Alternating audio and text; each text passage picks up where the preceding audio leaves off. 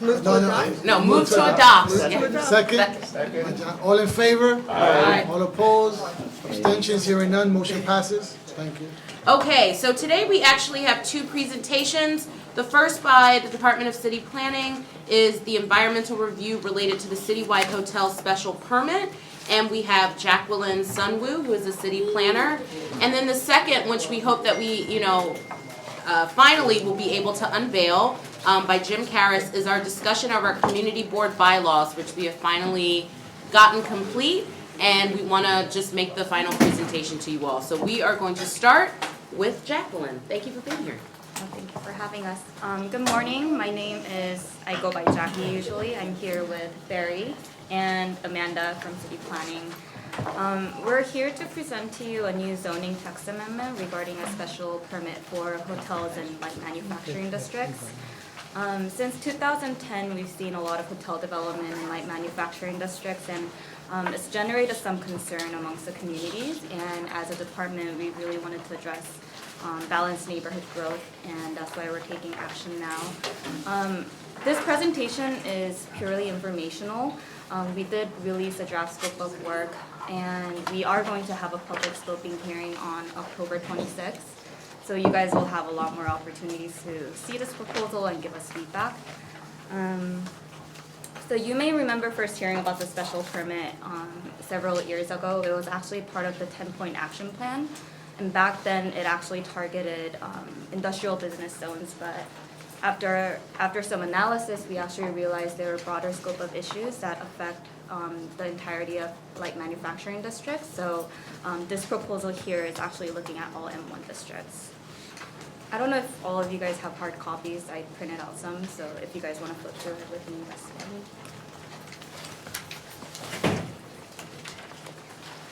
So I'll start with a bit of context. As you guys are probably all aware, New York City is growing. As far as population, there's 8.5 million people now living in New York City, and the population is only expected to grow. And with increase of population, there's more need for housing, more need for services and retail, and along with population, the economy is thriving as well. So some of the growth in the particularly strong in a few sectors, including food services, professional services, including law, accounting, architecture, tech firms, healthcare, and retail. And all of these require retail and office spaces. So consequently, such unprecedented growth is leading to increased competition of land. And what we've seen over the past years is that light manufacturing districts have increasingly become areas of opportunity. And this is largely because M1 districts or light manufacturing districts are actually one of the last land bases in New York City that are underbuilt or undeveloped. So with increasing population and employment numbers, we really want to make sure that there's balanced neighborhood growth. But M1 districts, which is the largest area of opportunity, are the zoning framework that dictates M1s actually have changed very little since 1961. So there is a need to revisit the zoning framework, but also with proliferation of hotels in M1 districts, we really wanted to go back to this question and address it. So we first asked the question, why are there so many new hotels being built in M1 districts? And this is mainly for two reasons. And the first one is that New York City's tourism industry has really boomed over the past years. And to give you a few numbers, in 2016 there were 61 million visitors in New York City, and this is up from 44 million in 2004, which is incredible. That's almost a 40% jump. And currently there's 116,000 hotel rooms in New York City, and there are also 24,000 more hotel rooms that are under construction right now. And one notable trend is that the hotel market has really extended beyond Manhattan itself. And Manhattan is still the most active and the largest hotel market out of all the 5 boroughs, but there are new hotels being built in, particularly the Queens and Brooklyn. And a lot of these new hotels being built are actually in M1 zones. 30% of the rooms that are under construction right now are in M1 districts. Second reason why there are so many hotels being built in M1 districts is because hotels really have a competitive advantage over other uses that are permitted as of right in M1 districts. So if you look at this graphic here, we've modeled different uses on the same site of an M1 zone, and you can see that the hotel can actually have a much taller building. And this is because hotels can use all of the permitted FAR or floor area ratio compared to other uses. Manufacturing or industrial, they prefer the ground floor or they don't build up high enough. And this is also because hotels can work as infill development, which means hotels can build on smaller lots compared to like manufacturing or office spaces that require larger floor plates. And the height and setback regulations actually allow for tower development for hotels as well. And hotels have a lower parking and loading requirements compared to other uses.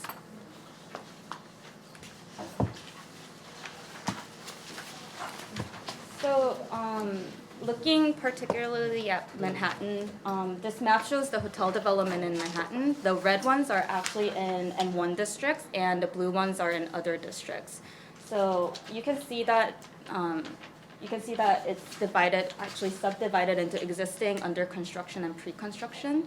So the ones in red are the ones in M1 districts. Manhattan is the largest and the most diverse hotel market out of the 5 boroughs. As of the first quarter of 2017, Manhattan had 95,500 rooms, and over the last decade, it added about 30,000 rooms. And one of the significant trends in Manhattan is that it really grew substantially in the amount of mid-scale hotels, whereas before it used to be largely comprised of upscale or luxury hotels.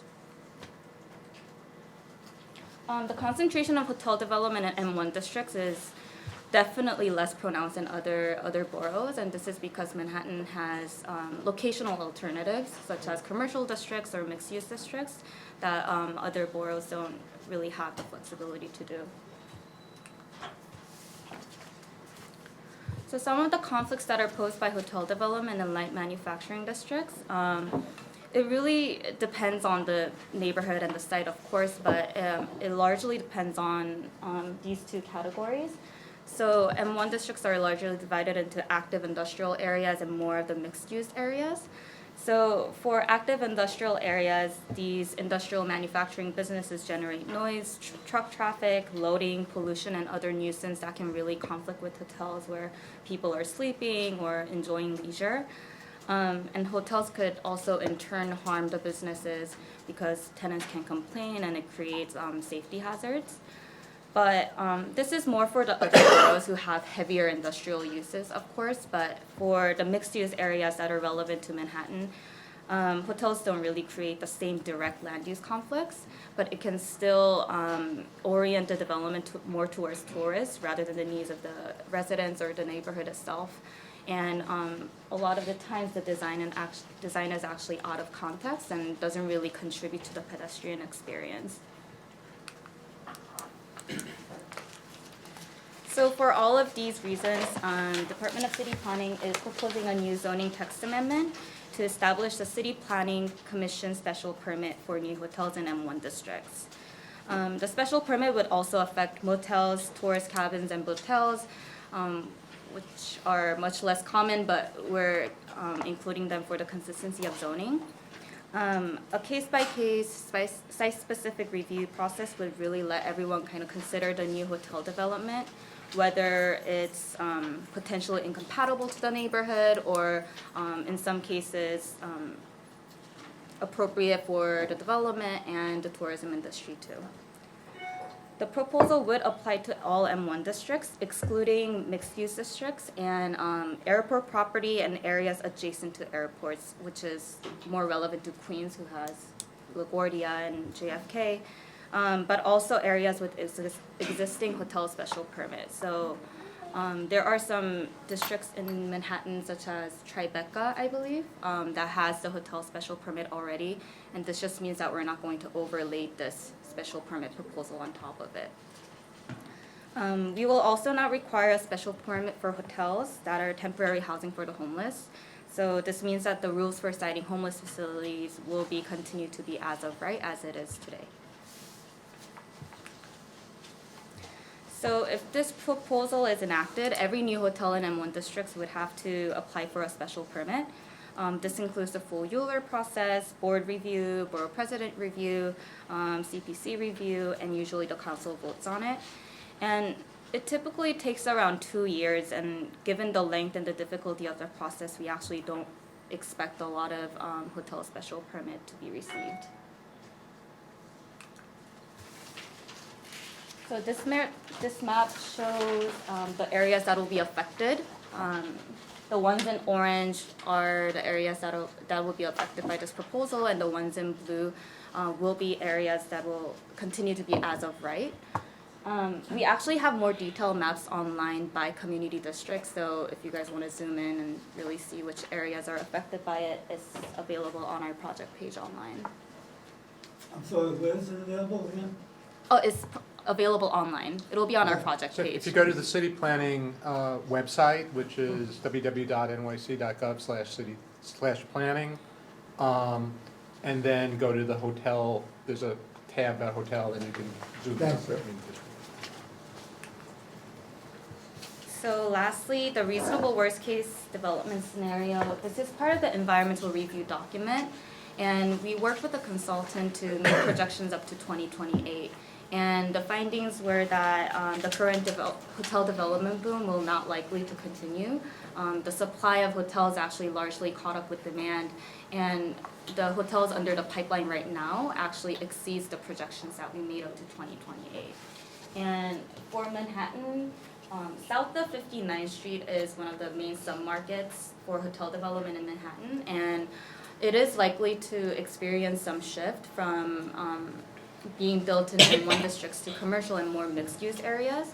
But above 59th Street, we don't expect a lot of shift due to this proposal. So we just released the draft scope of work. We will be having a public scoping hearing on October 26th. I believe it's a Thursday. It'll be at 2 in the afternoon. So after the public scoping hearing, we will have a comment period. And depending on the feedback we get and the analysis that we have to conduct, we are targeting referrals out to community boards by spring of 2018. So that's the project page that I was referring to. If you go to our DCP website, we actually have a project page that's dedicated to M1 hotels. We also have an email, m1hotels_dl@planning.nyc.gov. Is the email address for public comment on the scope? Yes. Thank you. If we can get a copy of this, I'll make sure that everyone has access. That'd be great, electronically, yeah. Any other questions? So I have a question, and it really goes to your map on page 6. And if you note clearly, yes, the hotels are concentrated below 59th Street. Yeah. And I have constantly received a lot of requests from some people in the community about hotels above 96th Street. Right. There's a serious issue, particularly for people who have family that comes in from out of town, and they cannot find a hotel within the community. They have to go to 59th Street, and we all know what the cost of going to a hotel. 59th Street, if not 59th Street, then Jersey. So this apparently shows that the if hotels are going to be built above 90, it would be primarily 125th Street? Yes. Yes. 125th Street, which, if you know anything about the corridor, it's pretty much locked up in terms of who owns it and not really open for development. So again, I bring this to your attention, and I would imagine this also happens in outer boroughs as well. But clearly for communities of color whose families do come in, we have to literally send them downtown, and sometimes that cost is exorbitant. The other thing is, in light of the fact that we don't have hotels, we have Airbnbs, which is heavily concentrated in our brownstones, for which the city receives no revenue. So, and which means if the city doesn't receive the revenue, the communities don't receive revenue. So I probably will make a comment at the public hearing, but this is of a concern, not just me, but people I know in the community, especially when you have family coming in. Diane, Terry and I will give you some of ours. Please. Oh, but. See all these dots? Yeah, I know, but clearly from the way that the text is being written, we would be excluded. Even if the Yeah. rezoning goes through, we would be literally excluded. It would only be concentrated, if possible, on 125th Street. The way I'm reading this, am I reading this correctly? It excludes MX, it excludes The issue- M1/R. The issue is commercial zoning. In order to build a hotel, you need commercial zoning.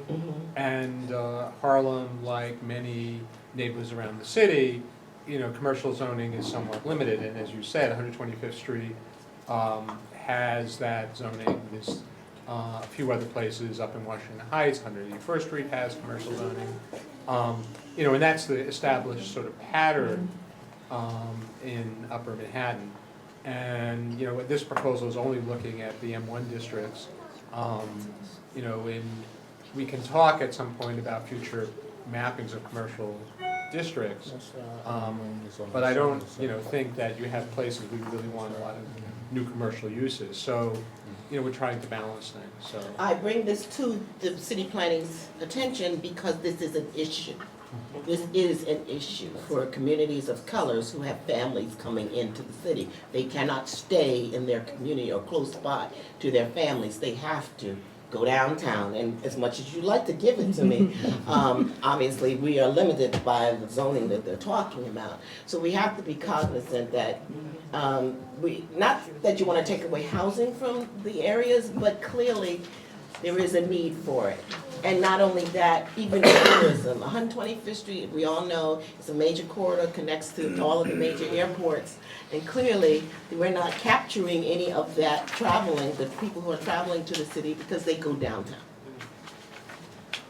I'm just pointing. I agree.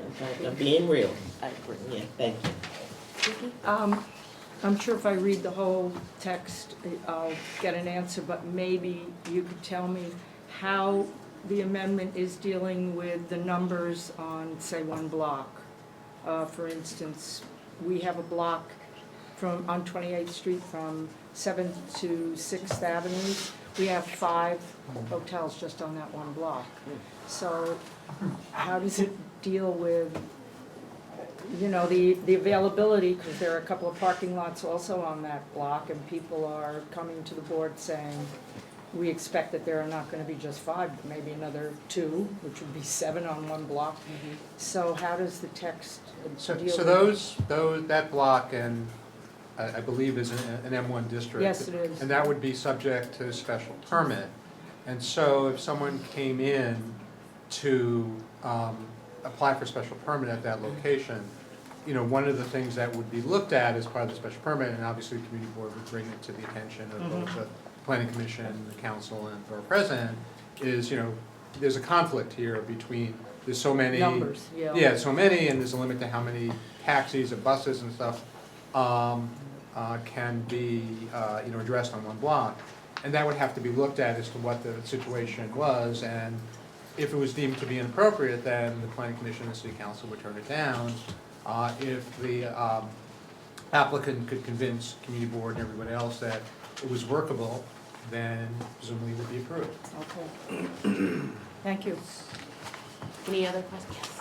I think Vicky put a good point, which is right, which is we're early in this game, but I think what our CB4 was very interested in is the findings for the permit, right? Until we can understand that what the findings are, and sort of at this point of the game, we're trying to figure out what should we be asking you guys to study to better understand what findings we need, what those should be defined as, because that's really what the detail of that special permit is, whether it is saturation or whether it is something more about you know, socioeconomic mixture in the neighborhood or things like that. Because I think, for example, CB4, there's sections of CB4 where I think we would like to promote residential use in maybe M1 zones, but then there's also sections where we work very hard to preserve, not have residential use, because we know the developers would love to move in on those areas.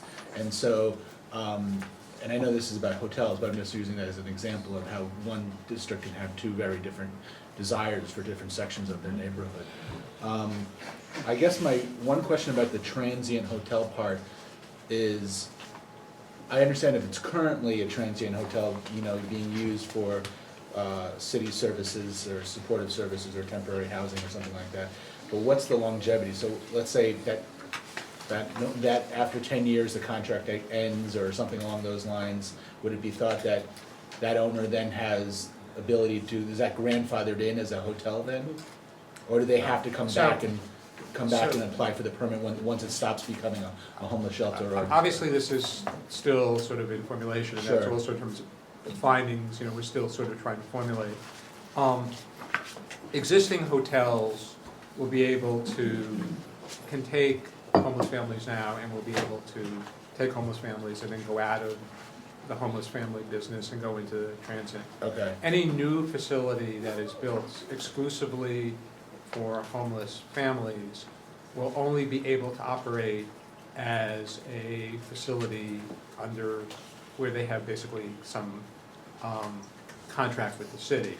If they lose that contract or they choose no longer to do that, and they want to operate as a transient hotel, like a tourist hotel, they would be required to come in for the special permit. okay.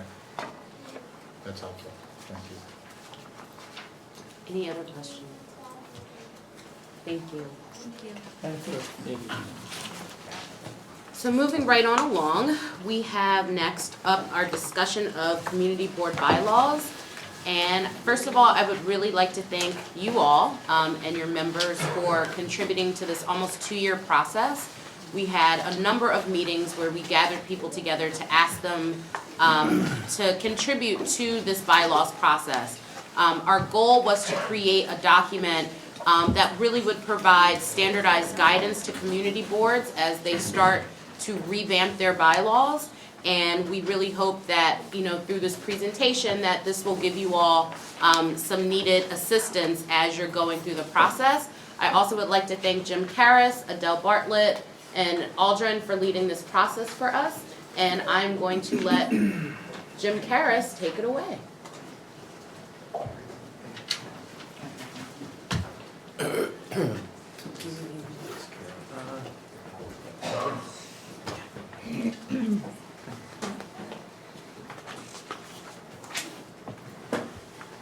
Hi, everyone. So I hope you all have a copy of this. This is our almost final draft of a sort of bylaws template. And you see, a lot of you, I think most of you have probably seen this or most of this before. But, you know, these are sort of what we see as at least sort of the main elements of a model set of bylaws. Doesn't mean that everybody's bylaws have to be word for word the same as this, but we had noticed in going through the bylaws that, you know, some provisions of the bylaws conflicted a little bit with state or city law.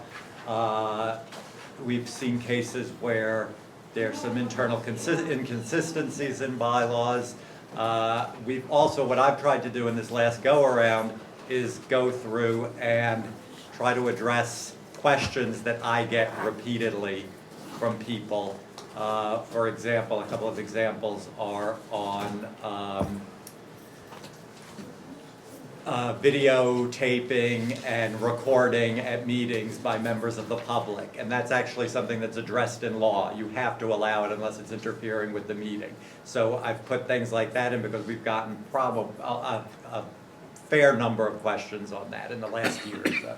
So let's just quickly, bylaws are supposed to be sort of your governing documents, you know, how you conduct yourself as a board.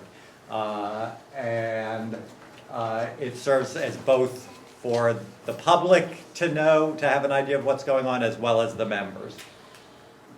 The main laws that sort of go into a set of community board bylaws are the public officers law, because you're all board members are public officers.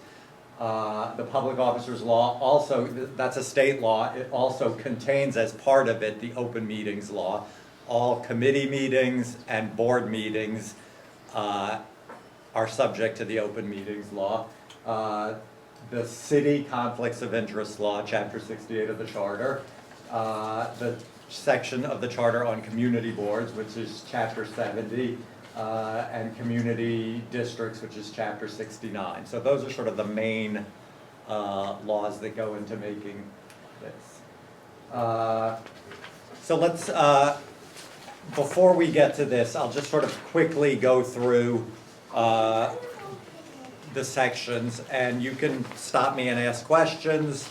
The first section is just sort of a conformity. Whether this section is in here or not, all bylaws, they can't trump city, state, or federal law, obviously, but you want to sort of explicitly say that, and we even sort of, throughout the bylaws, you'll see where we call out, like, pursuant to the public officers law, pursuant to the open meetings law. You don't have to have that language in there, but it's good for, you can, and it's good for you all to know where these requirements come from.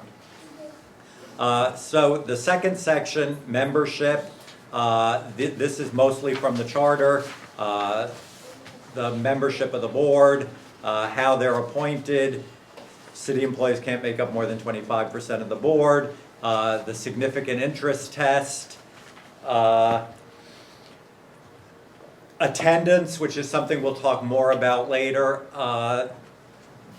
I saw that many of the board's bylaws had sort of substantial attendance at substantially all of the meetings requirements. Some said you had to be present for 2 roll calls. So that's probably something, you know, maybe we should discuss a little bit. I assume most people's goal is to ensure as much attendance as possible, so we didn't want to weaken that at all. But, you know, what does you know, how do different boards judge whether somebody's been there for substantially all of the meeting or not? Members are appointed 2-year terms, April 1st, no term limits on members, and you can't, you know, while you can impose term limits on officers, and we actually suggest in here that you do, there are no term limits on community board members. Our office is not in favor of term limits on community board members. We think some of our most valuable members have served a long time. Vacancies and removal. Members can be removed for cause. They can be removed either by vote of the board or by the borough president. And you'll see here that it says if the board is going to remove a member, they have to be afforded due process. And for that, you actually really have to work with the law department on that. And you can work through our office with the law department, but we sort of have to be comfortable that you've afforded the member sufficient due process. Members serve without compensation.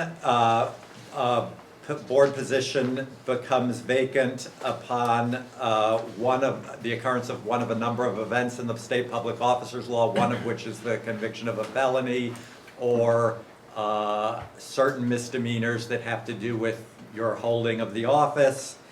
Public members, this is something that, you know, some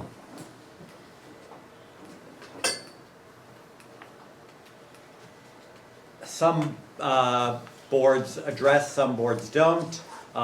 We think public members is a good idea. It's a good way to sort of groom people for possible future membership on boards.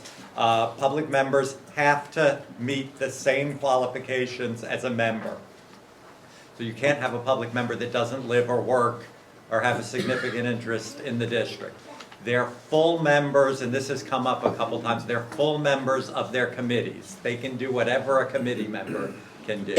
They can introduce, you know, they can make a motion, they can vote in committee, they can't chair a committee. And they can vote in committee. They don't have the rights of a full board member, so they can't make a motion at a full board meeting. They can't vote at a full board meeting. And they're appointed by the chair. Then, to clarify, the they can vote at a committee level. Yes, But not, not at the full board level. so if they vote at a committee level, does that affect quorum? They are counted in quorum Okay. for the committee. And so, again, at the committee level, so you could have a resolution that passes by one vote, and it could be a public member's vote. But that resolution can't become a resolution of the board unless it's voted on by the full board, no public members voting. Got it. So that's sort of the check to make sure you're not operating based on people who 55 aren't, people who aren't board members, Right. passing things by a slim margin. But, thank you. Is there a limit on the number of public members on any particular committee? No, there isn't, and in fact, we asked this question because we thought it was a little odd that there isn't, but there isn't. We would ask chairs to, you don't want to overload committees with public members. I mean, if you did that, it would sort of be a way, I don't want to use the term abuse of authority, may be too strong, but you don't want to pack a committee with public members.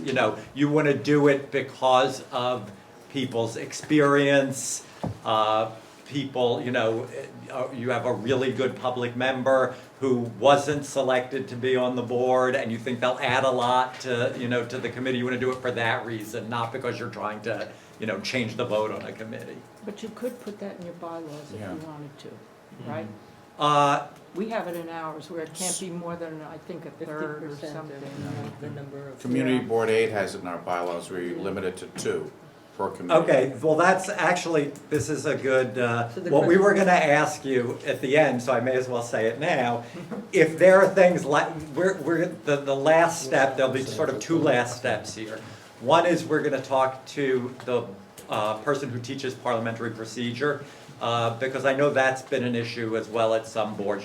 Are we following Robert's rules? Are we not following Robert's rules? Should there be, is there something better than, Robert's rules to me can be a morass. They come out with a new edition of Robert's rules every year.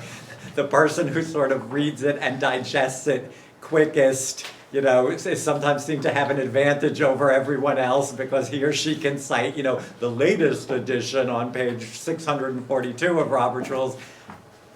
We have not mentioned Robert's rules in here. We're going to go over that with the woman who teaches parliamentary procedure, and she's going to give us some feedback on how she thinks is best to handle that. So that will be one of the last steps. The other last step I was going to say is you guys should look this over.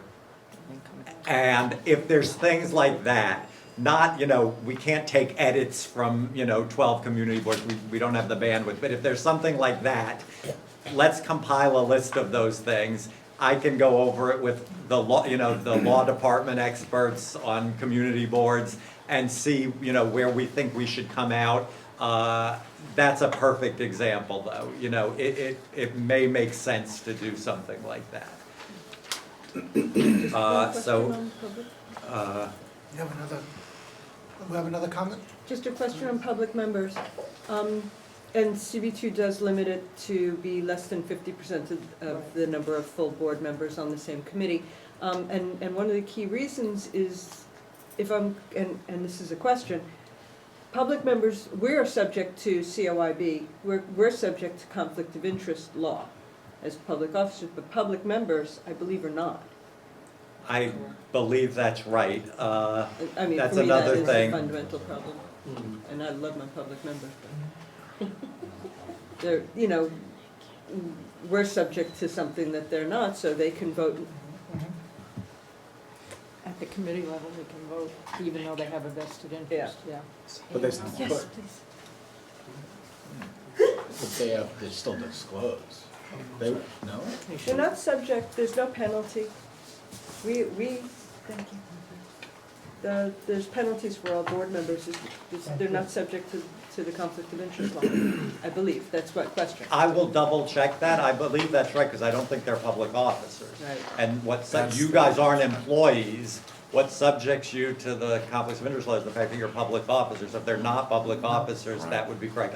That's something else But I would double be something check. boards can put in their bylaws, that they write as a bylaw. Not saying you're public officers, but that that we would want all public. That public members should disclose follow- any. What we say is public members should conform Yes. to all the rules Right. of Yeah. Sorry, that. right. But that we had to add into our bylaws, that's why. Okay, Right, that's right. another good thing for consideration. The other thing that we do, Jim, and I don't know if this could be in the bylaws, probably not, but we, before every vote is taken at the committee and the full board level, we ask if there's a conflict. Even, we don't leave it up to the person to speak and take it upon themselves to say they have a conflict. We ask for it. And one other thing that we have in our bylaws is that all votes are recorded, full board member and public members, they're split by that so that people can get a sense. Right. That's in our We do bylaws, too, yeah. yeah. Okay, these are some good.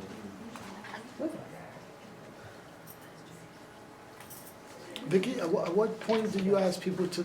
Right before the Right vote. before the vote? Right before the vote, I always say, are there any conflicts to this resolution? And if they don't state it, you see, you're not, as far as I understand, you're not allowed to challenge anyone. If you know they have a conflict and they speak and they don't say I have a conflict, even a full board member, the way the law reads, you're not allowed to challenge them. And so what I do is say, do you have a conflict? Because then they're in the position of saying no, and then they're kind of on record as openly stating they don't have a conflict, when in fact they do.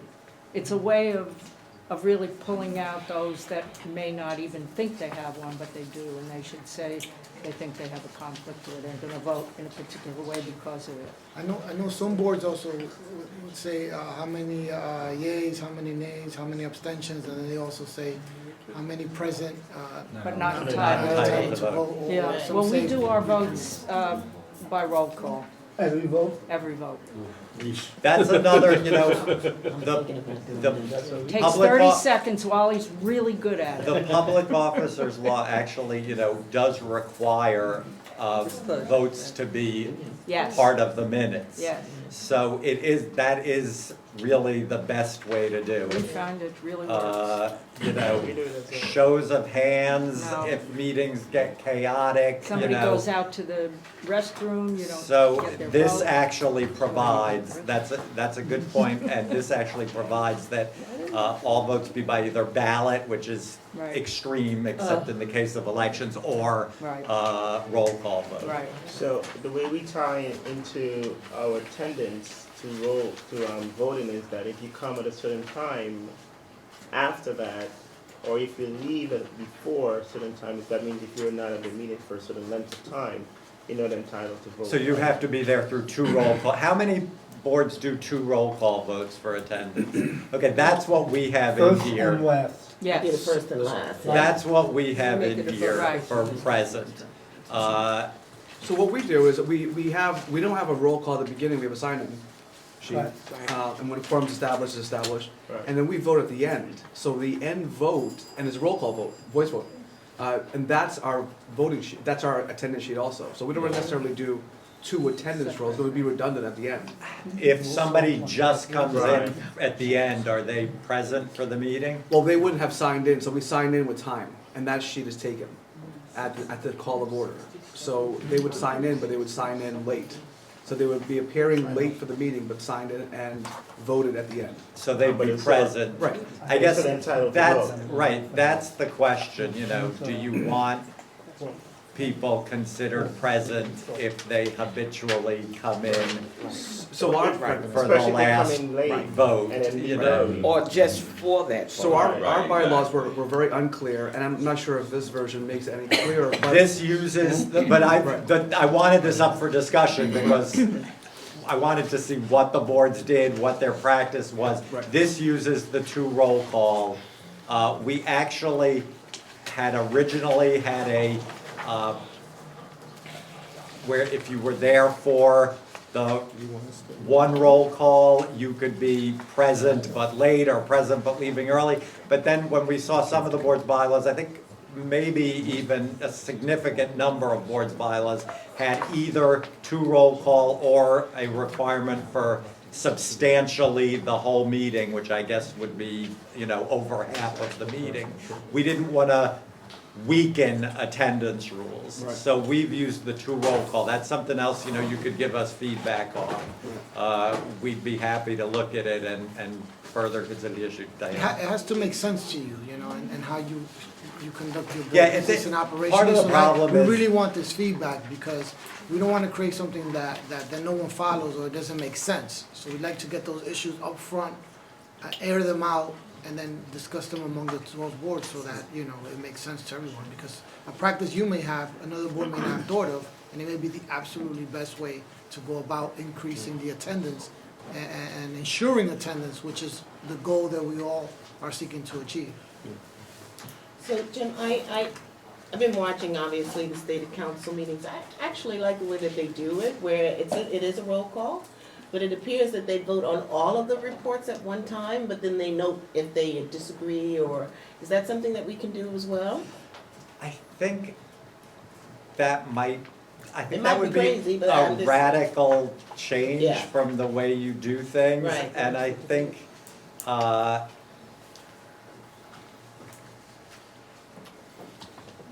We do it on what we call bundling, Right, and that, bundling.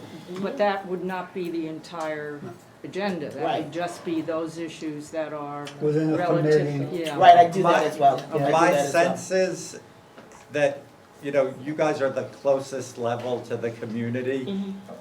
It would be confusing for people Yeah. if you were bundling The whole land thing. use items with Right. SLA items, nobody would really be able to follow what's going on. Right.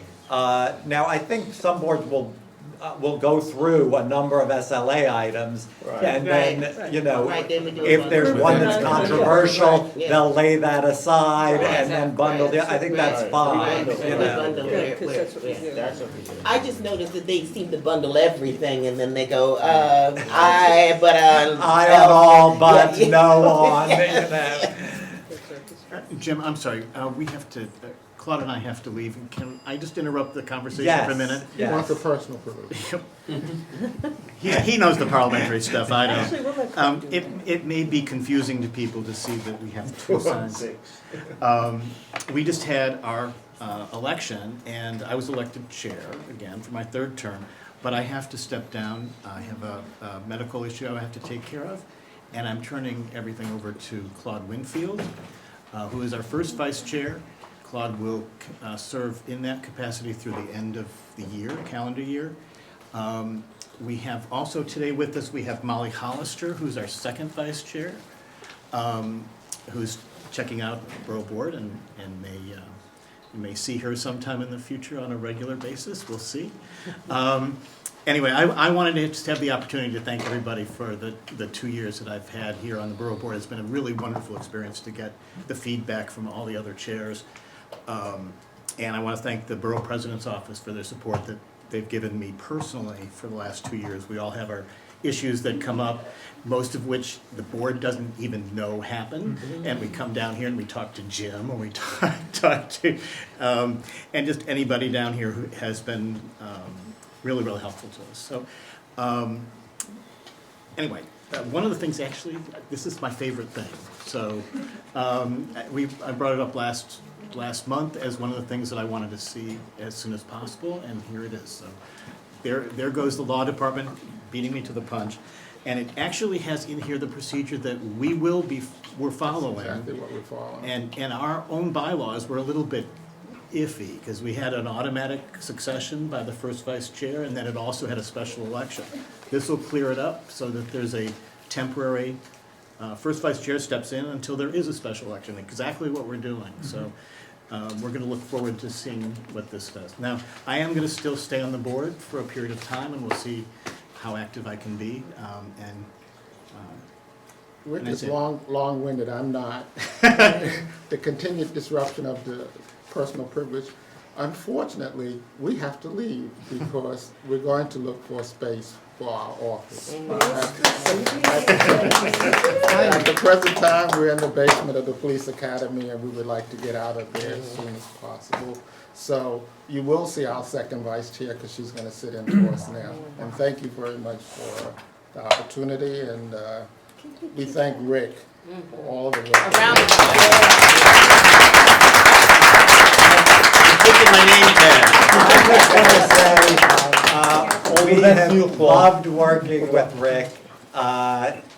He was here quite a bit. And he did It's like going give to us the principal's office. quite a few things to do, but he's been really enthusiastic. He's poured his heart and soul into the board. Gail called me and paged me when she heard Rick was stepping aside and was beside herself. We would have had something here for him today if we'd known he was going, but we will see him soon and honor him appropriately. But, you know, we think the world of you, Rick. Thank you.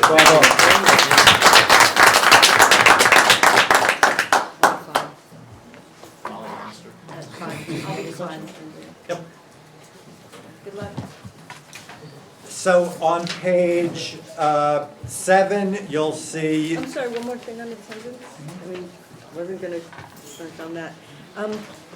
A member shall be counted present if they are physically at the meeting at initial and final. So somebody comes in late, they're not counted as present, but then what happens to all of their vote, or leaves early? Then they're not counted as present, and then what happens to the votes that they do participate in during the? That is, I think that is why we had originally started with the present but late or present leaving early.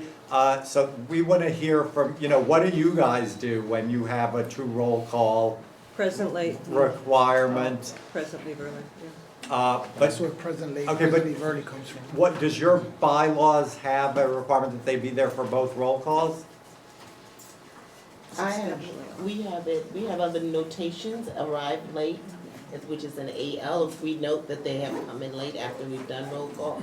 And when we do the last roll call, if they've left, we put LE, which means leave early, so that we can determine who stayed for the entire. The goal is to make sure that the number of votes that we record when we take a voice vote, you know, voice vote 46 in favor, but, you know, somebody came in late, Right. that would only have been 45, where somebody left early, same thing. So we keep sort of the running like, okay, that person isn't in, so we're gonna go down to 45 for this. I know I looked at your bylaws, but I don't remember whose bylaws are whose. Did yours have a 2 roll call requirement? We implemented that as a policy, not as a bylaw. Oh, not as a bylaw, We're okay. substantially all, and Okay. therefore the 2 roll calls defined substantially all for the purposes of attendance. But this right now raises a question about for the purposes of recording Right, votes. but what That's do my you concern. do if somebody comes in for 1 vote, so hasn't happened. attended substantially all of the meetings, so Right. technically isn't present, Right. but votes on an item? So we do record the vote for that item as the correct number. Nobody's ever just come in for 1 vote. We go way too fast for that. That hasn't happened, but All that's right. something that needs to be thought through. So, yeah, that is something that needs to be thought through. But I'm more concerned that if they're not counted present, what happens to the votes for the time that they are there? So if someone is not present, or whether they came in late or whatever, their vote is not part of the, is not counted towards the resolution, one way or the other. So if somebody misses roll call Yeah, and they come in and vote, their vote doesn't count. right. So all your votes are roll Can't have call? Right. Yeah, Okay. Because that works when all the votes are roll call, because if it's a voice vote and you're just doing Yeah. numbers, then you. Well, that's why you're not Right. supposed to do. Right, and then if you're coming in late, you don't come at all, because if you're not gonna be counted as present and your vote's not gonna be counted, if you're gonna be late, go home. That doesn't, I don't a negative support that. This is a long discussion. standing problem in governmental bodies, you know. You don't want people just coming in for 5 minutes and voting, but how do you stop that without A, disincentivizing them from coming at all if they're gonna be late, or B, having different numbers of people for quorum and different, not matching the number of people who are voting, so this is. So what we do again is if somebody comes in, the number goes up by 1. If somebody leaves, the number goes down by 1. But reporting attendance for the purposes of the borough president's keeping track of attendance for being a good board member, and recording votes, I think, are separate issues. And my concern is that as written right now, it conflates the two. Okay, we will spend a little more time on that. Jamie? Question, or a point on attendance. There's nothing in here that sets a benchmark for adequate attendance. It just says regularly attend, right? We perform audits every 6 months, and then we distribute, for those that fall behind, I think it's 2/3 attendance. We send letters to them, we copy you. We have provisions that actually kick in when they've had, 2 consecutive periods in which they're fall below 2/3, in which we can consider their removal. So we codify that a little bit, so it's a little bit more of a stick, and people are a little bit more aware of the consequence. Was there a rationale for leaving anything like that out? I believe the public officers law has some attendance sort of benchmarks in it. I believe it's 3 meetings in a period, and I'd have to go back and check. We didn't put it in because this wouldn't stop that from being your policy, but some of those, attendance is a reason for removal for cause. We didn't want to get specific in listing sort of these are the things that could trigger a removal for cause, because then you run into the problem of somebody does some other creative act of nonfeasance or malfeasance and then says, but that wasn't on the list, But that wouldn't stop you from having that as your policy, that if you miss a certain number of meetings, you get a letter. If you continue missing, then we, consider removal for cause. Okay. So, just for clarity, we have present, absent, and present part. So, Wait, I'm sorry, I'm present. present part, if you don't come for the whole, if you don't vote in the beginning and vote at the end, even if you come on the second vote all the way to the end, you're considered present part. And there are consequences for the number of present part that you have in a particular year. So I don't quite get why boards do have significant, what's the wording, where for a significant part of the meeting? Yeah. That means that they don't Substantially get, all. and they don't get counted as a problem? Well, again, there's Well, I the think purpose of voting. what you were saying is and that the that's purpose of never the- happened, right? Where somebody just comes in No, for. she's Right, we saying- use substantially all as in the bylaws, but we determine substantially all. And then what? Do they get, I'm just trying to figure out, I feel that the way, when it's present, absent, and present part, there's no question. If you don't make those votes, you are present part, and if you get 3 in a row, you're gonna get a letter and you're gonna go, report it to the borough president. It takes away having to sit and decide whether somebody is substantially, how much is substantially? Is it 3/4? Is it 2/3? Bylaws say you have to be present substantially all, but for the purposes of attendance, present, leaving early or present, arriving late, which is just simply part in which side of the But there's meeting no did you leave. consequence, is there? Well, that's the That's up to, chair's, you have right. to go through it. There's consequence, there's consequence. This has given us good feedback on that. We will take back the attendance thing and reach out again on this. This is, you'll see this on my end of, open issues. Can is I just make attendance. one comment on the roll call? Because it might be helpful for other boards, it may not be at all. But we have found that when you do a roll call vote, and we've, as I said, we've gotten it down to a science where we actually counted the seconds that it took for somebody to stand and count all of the hands that were for and against and abstains, and then get the names and so on. What we have found from our members is that there are certain members, especially new people or newer people, that really value, if they're not sure what to do and they value the opinion of others, that they like the idea that they can find out how someone else is voting. It's helpful for them. So they usually, some of them will say, come back to me. And I remember I did it when I was first on the board. I knew nothing about land use, and I used to listen to Kevin Finnegan, and when he voted a particular way, I voted the way he did. That is the appropriate It was way to very do it. helpful, it really was. Just a point. Okay, Roberta? No, let me just say this, I'm filling in for Roberta. Oh, I'm sorry. Yeah, I'm filling, that's why I'm introducing myself. She's in Chicago right now, she asked me to fill in for her. I am Madeline Innocent. I'm a member, been on the board for 4 years, and I'm also chair of the Public Housing Task Force for Community Board 7. As far as that is concerned, sometimes committee chairs or even chairs go, like Roberta's away. But it's pertaining to that particular board issue, and you come late from another meeting, which I have many times, 3 meetings in one day, you get to full board at a certain time. Is that gonna be counted as being late and not given the opportunity to vote, even though it's on board? Well, that's- No, We're there's gonna language, take no, this but back. that's addressed in here already. Okay. If you're on official board business, at the request of the chair, you're counted as present, or, that's in here already. Okay. Oh, if you're late because of community board, yeah. Or even absent, period.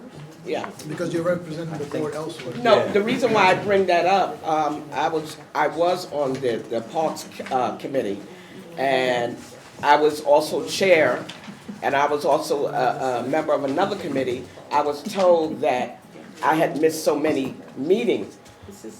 And if they had a look at the records or information, whereas, I was at another meeting. Right, if you see on page 12, excused absences, military service, jury duty, personal illness or death in the immediate family, attending to board business at the request of the chair. Okay, I want to emphasize that when I get back. Okay. Yes, so attendance is something we will get back to you on. Question, real quick. So we're in the process of amending our bylaws right now. So it seems like, actually, that's something we're gonna be voting on tonight.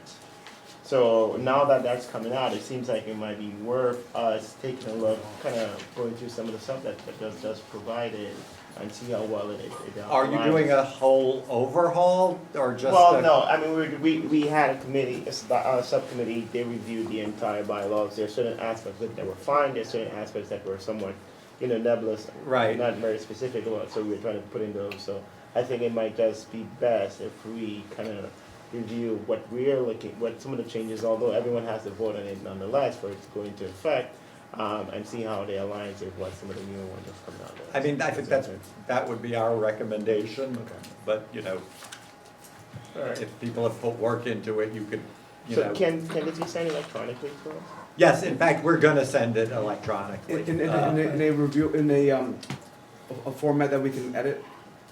Because this is the model, right? So we merge our version, this version, So we come up probably with. should do it as a Google Doc. If he opened it up in Word, you could edit it. Well, it's a Word document, Yeah, you can so- open Oh, it you're up gonna in send us Word? Yeah, yeah. Okay. So it says. So You're you saying, track changes. you're saying you want one document that everybody could, No, No. I'm sorry. No. When I heard it was It's being not a electronically. PDF. Right, just not a PDF. Yeah, it's a Oh, yeah, Word yeah, yeah, document, so I won't you be- can yeah, track yeah, changes. that won't be, won't be. But that raises We're not, kind of a. we're not that fancy at TV12 yet. I know. But Send some of that does- technology up north. That does raise one huge question, is this a document which we can depart from as our boards need, or is this being required of our board No, members we're not without this? requiring this, and certainly you. you'll, That was you'll my- you can't depart from the Law. open meetings laws or Right. the conflicts of interest, you know, you Right. can't We say, have no, to we stay we think somebody who has a conflict can chair a meeting, you know, you'll know that. But, you know, yes. I like it to can- throw the number 80% of it should be. Aldrin keeps saying 80%. Usually- 80% should usually, be based you on know, this. Quorum, we don't advise you change the definition of quorum or executive session. So we feel that 80%, we can get everyone on the same page. And then the 20% is something that's peculiar to each community board. But the 80% is Our boards are important. peculiar. But Aldrin, it's still a guide, right? Yes, absolutely. Yes. So let's go, open meetings law. We get questions about this all the time. It's important. All meetings open to the public, held in accessible places, held in the community district. Make sure you can accommodate the number of people, you know, expected. Don't have, you know, a huge land use neighborhood rezoning in a janitor's closet, you know. So Jim, can I ask something? It's, and this is something that I've actually had to research and sort of like issue our own internal advisory memo on. But it's almost necessary for you to define meetings here. And section 103 does that. So it's a very tailored requirement.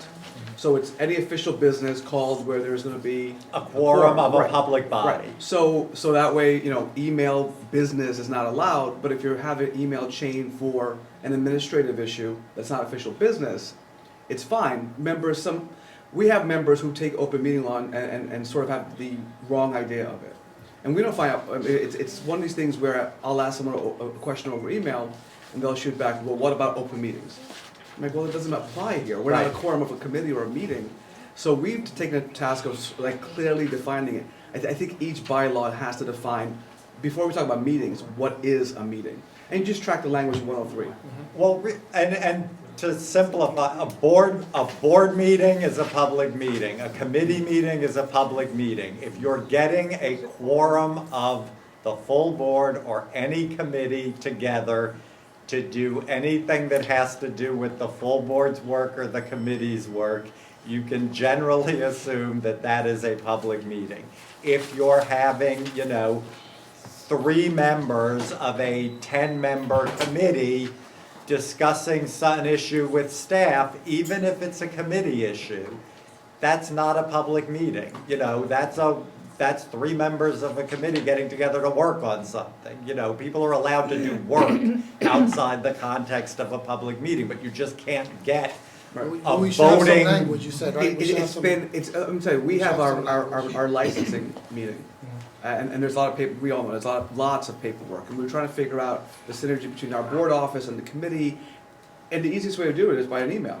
But we've had, you know, someone raised the issue and they thought it was a very clever issue. Well, what about the open meetings law? And then that required another week of explanation of this did not apply. Emailing Every- between committee members Right. is not a public meeting. Right, so, Except though if you're making decisions. Well, that's Well, that's, yeah, you that's shouldn't come be, up. right, You you should not be, right, you cannot take a vote by email. right, but I mean, we were doing it for purely administrative points of view. Like if a stack of paper is emailed or versus hard copy, but we ran into trouble with that. And it wasn't that folks were being obstructionists, they just didn't know and didn't want to follow these rules. So we actually have a memo which I could share that we like highlighted like examples of it. I think that could be helpful. If we could share it so we can make reference to the section. The ones 103 that we've language. had trouble with are task forces, Right. subcommittees, and working groups. That's where we get the questions. And I think it's changed because I spoke to Bob Freeman about this, and his take on it, and this was about, I think, a year ago, was if no action is taken or expected to be taken, it's not an open meeting. But then I printed it out, you know, the open meetings law as it is, and it says if a quorum, now you can have a quorum of a task force, but you don't take any action. So Right. is it or isn't it? it's really questionable. I think those are more case by case. Yeah, I think so.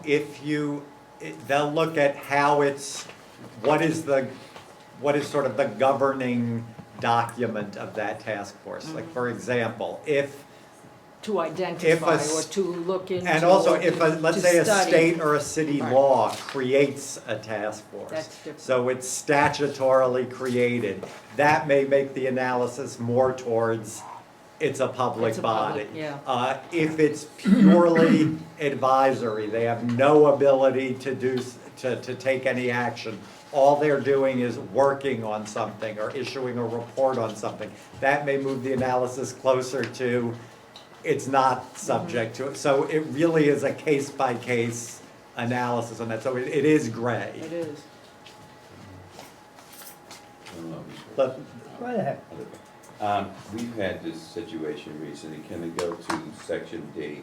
Members of the public or press to engage in activities, meaning recording the meeting. You have a public meeting, members of the public are coming to testify.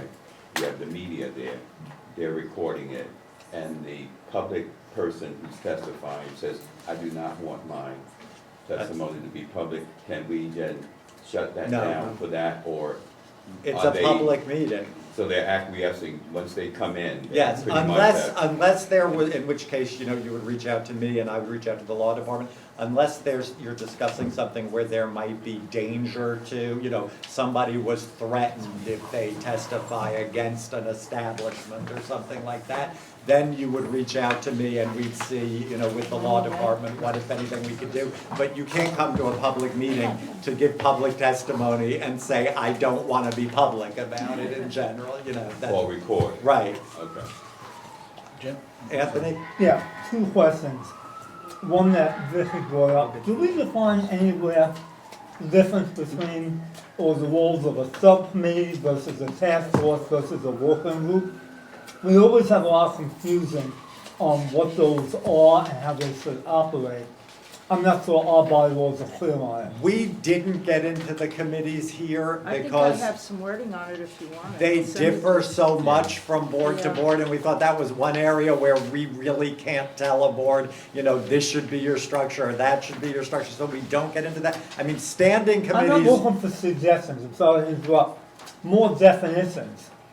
What's a standing committee? Does it have to have a quorum? Does it report to a full committee? How long can it stand? Right. Versus a task force or a working group? Always a little confusing. So I would love definition, not necessarily a hard suggestion, but clarification on what those three different bodies might be. But my second question was this, and also the open law. I think we're at a high level clear on it, no quorum, no action taken. I monitor, it's very easy for people, particularly today, social media, email, they want to express themselves.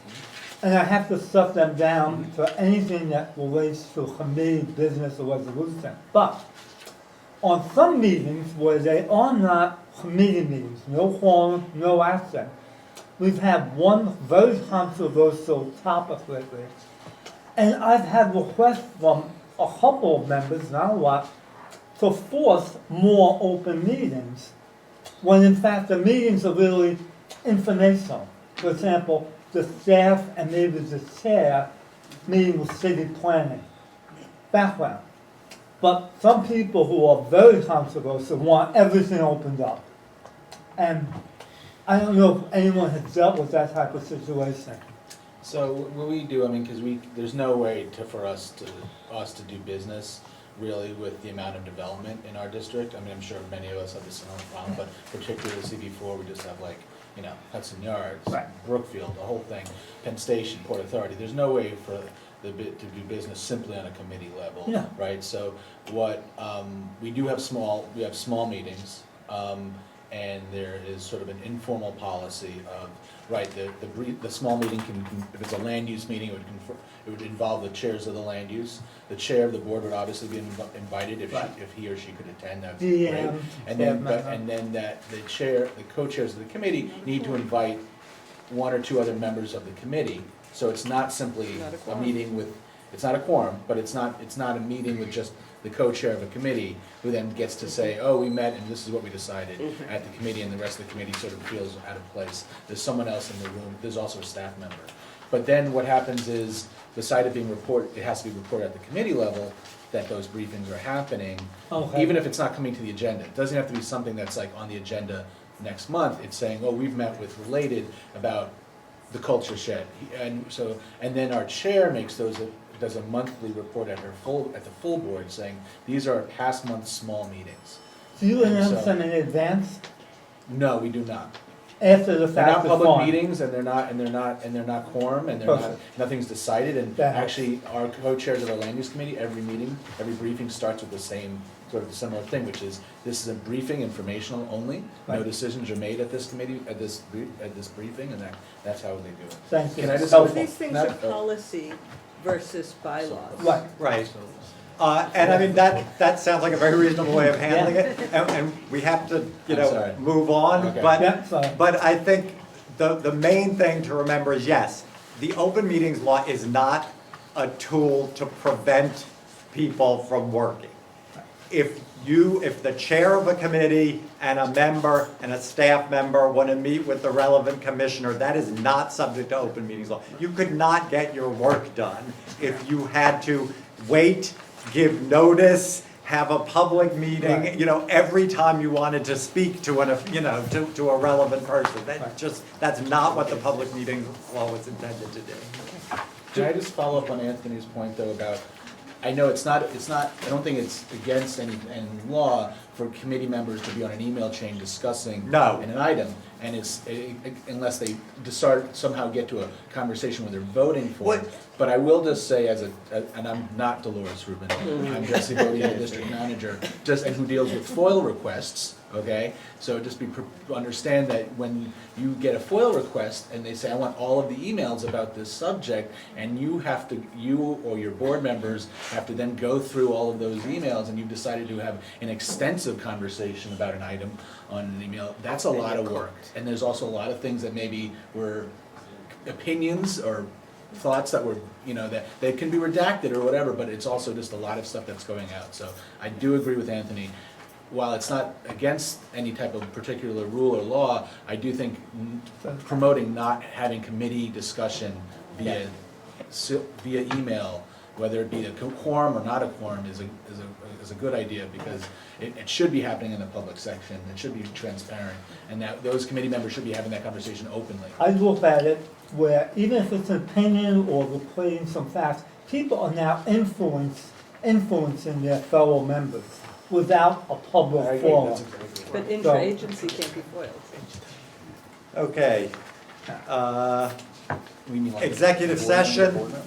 only the reasons listed are reasons to go into executive session. And what people should remember is you have to start out in public session. Then if you're discussing something which usually, for purposes of the board, is a personnel matter, that's really what board, there's investigations and public safety, concerns usually don't apply to a board. Usually it's gonna be the personnel matters. Somebody has to make a motion to go into executive session, the board has to vote, or the committee has to vote. The executive session is the members of the public body. So if it's a committee executive session, other board members who aren't on the committee can't go into executive session with them, unless when they make the motion, they say, but for purposes of what we're gonna discuss, we need so-and-so and so-and-so, and then you can approve either somebody not on the committee, another board member, or even an outside person. Like, I've been in executive sessions with various bodies before. They could say, we're gonna have so-and-so from the borough president's office, or so-and-so from the department of whatever. But that's gotta be approved, and when you're talking the full board, the executive session is an executive session of the members of the full board. When you're talking a committee, the executive session is an executive session of the members of the committee. So that's not clear in point 2. So point 2 is attendance at the executive session of the full board is to the board, but it doesn't have the committee. Point 3 is executive session of a committee. Okay. Can we also, I think it's also important to know that, and something we have in ours, is that the executive session only lasts for that one issue. Yes. So as soon as that's done, you're back. You gotta in go public back session. into regular session, Mhm. yes. Notice, please take note that there are different notice requirements for land use items. So you'll see in point C, those are the notice requirements for ULURPs. That's from the rules of the City Planning Commission. Then we have agendas, meeting procedure. Really, this is sort of, everybody has pretty much the same thing. One thing I wanted to take note of, I don't know how I missed this.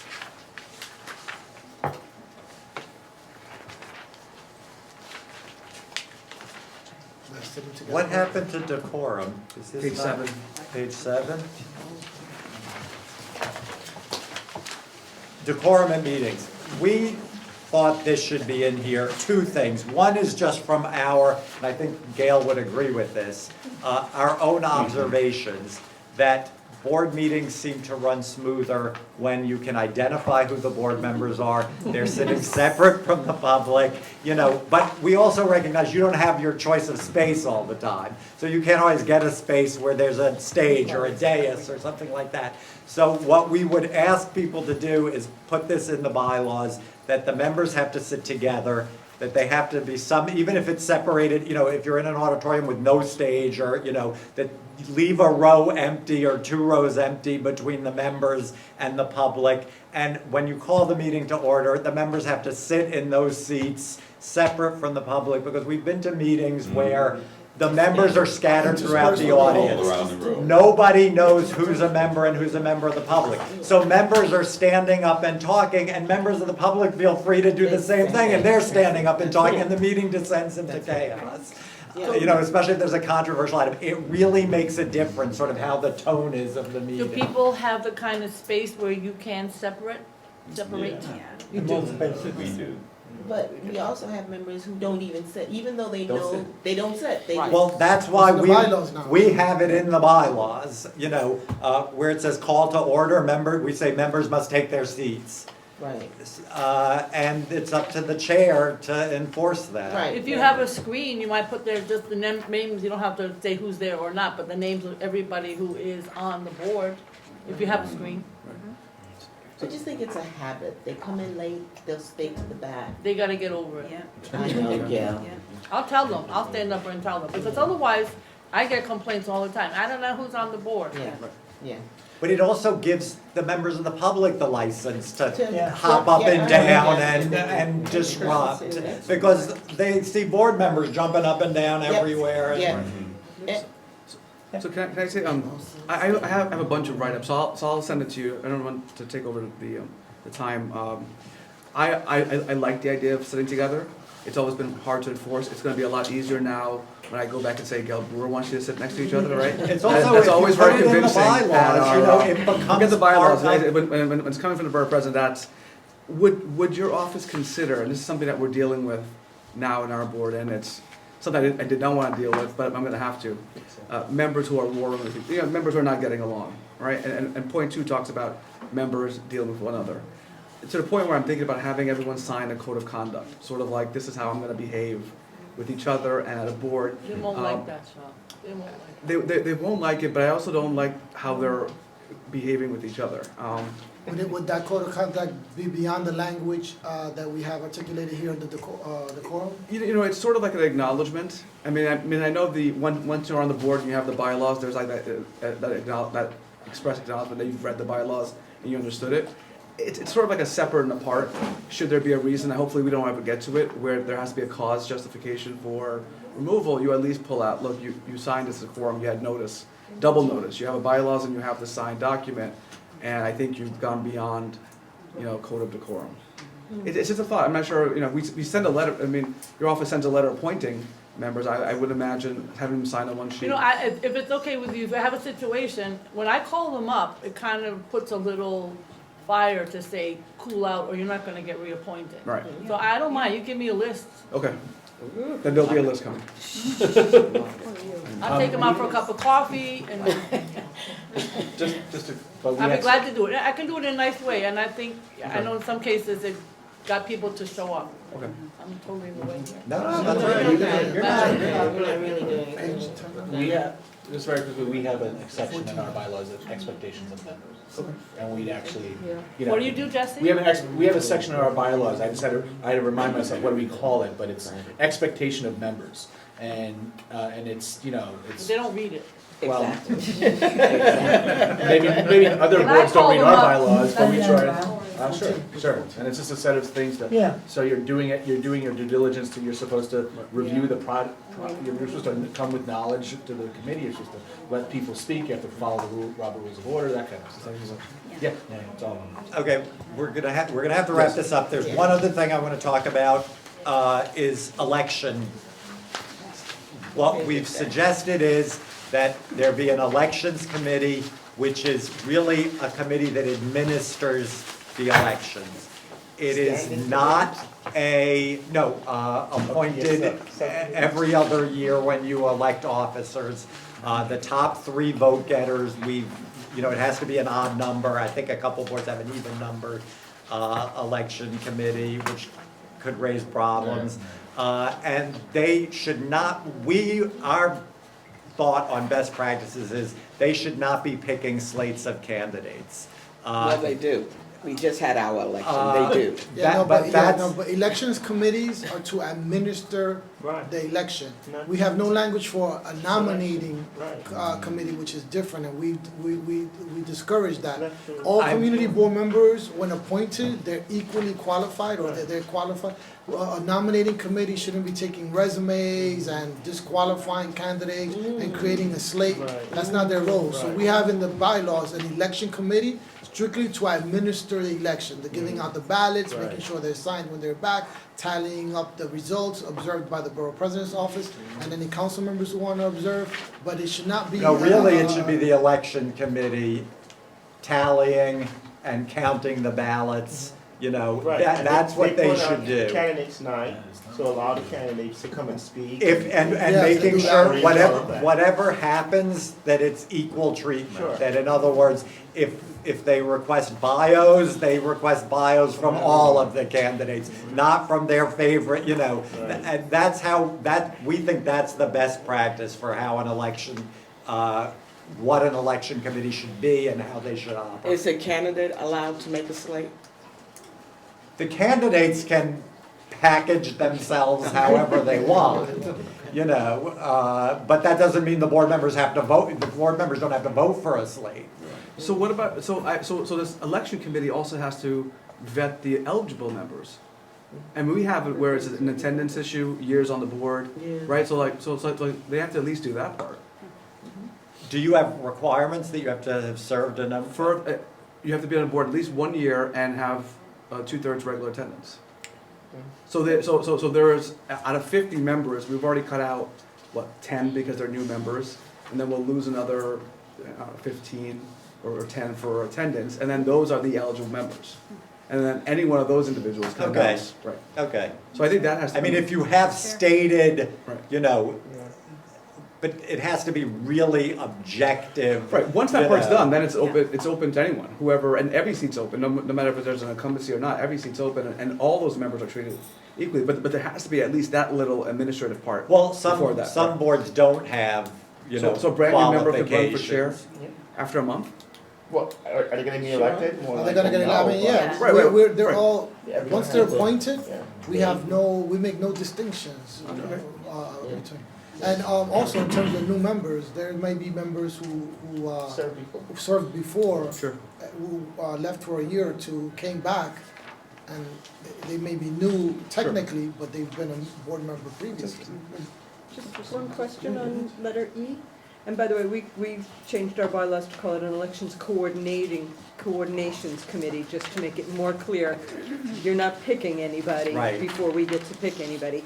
But E, no member of the election committee may run for a board officer position. I might suggest it at unless no one else runs for it, because sometimes that happens. Not everybody is. So unless uncontended? Unless, uncontested means somebody is running without a contest, but unless no one has stepped forward for it, then you gotta reopen it to those numbers. But they should step down from that committee That's at that point. Right. Right? I think, So you got that? yeah, that It's a makes minor, sense. but I think important. Not everybody wants to be treasurer. Secretary, that's the hardest. Secretary's the hardest. And secretary's important, because Secretary's there is a right. requirement too, which you'll find in here, 2 weeks after a meeting, the minutes are supposed to be available. And if it's an executive session, it's 1 week after, and that's in state law, so. Okay, then the other thing is, just the last thing is amendment of the bylaws, which we have in here, not carved, this is something that's not carved in stone, 2/3 of the members to amend the bylaws. A lot of boards have a majority. There's nothing wrong with the majority, although I guess we would say if this is your governing document, it shouldn't be so easy to make changes all the time.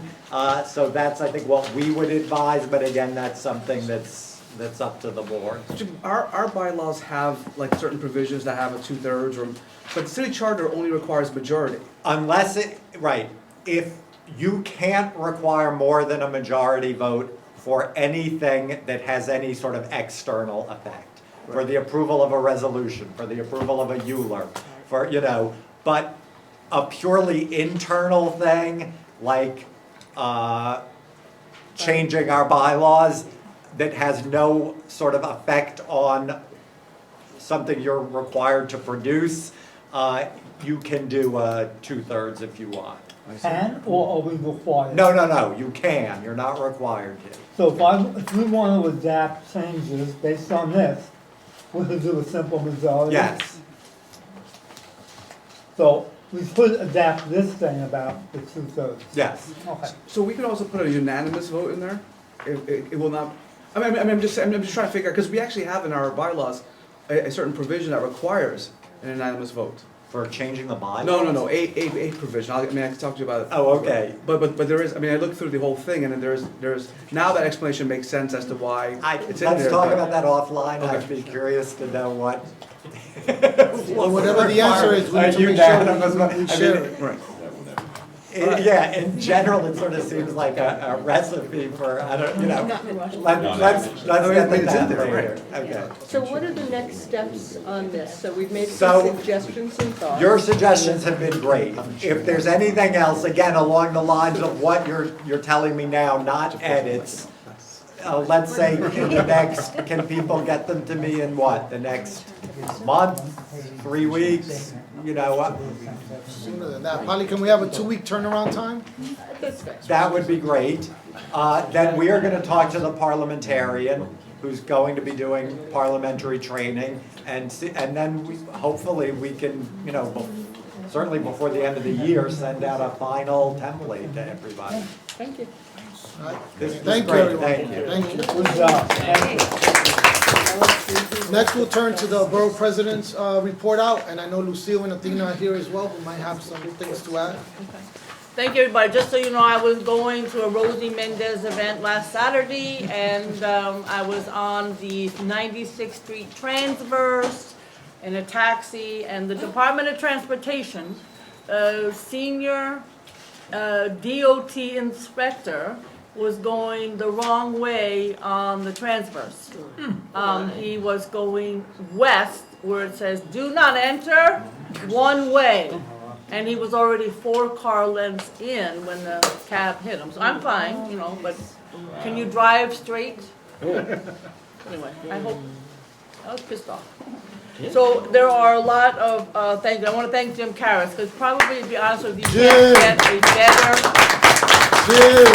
presentation from anybody in the city of New York. And I want to thank Alden for all of his work. A couple of things on the zoning front, and others can jump in, but just to be very quick, we've been working on the East 50s with the community board in terms of Board 6, and I think you've been following it, presentation at the City Planning Commission yesterday. We've been working with Board 3 on 2 bridges and the Chinatown zoning issues. Margaret Shin and I are trying to work on some legislation for large-scale zoning issues. Again, I'm going to go through this quickly because I think you all know it. We testified regarding the zoning in East Harlem at the city council. That was an interesting experience. We are working on Inwood with Board 12, and we have on October 25th a zoning 101 for some of the businesses in the area. Everybody's welcome. Board 1, the whole issue of flood control and storm surge, and I have to say we went on a boat trip.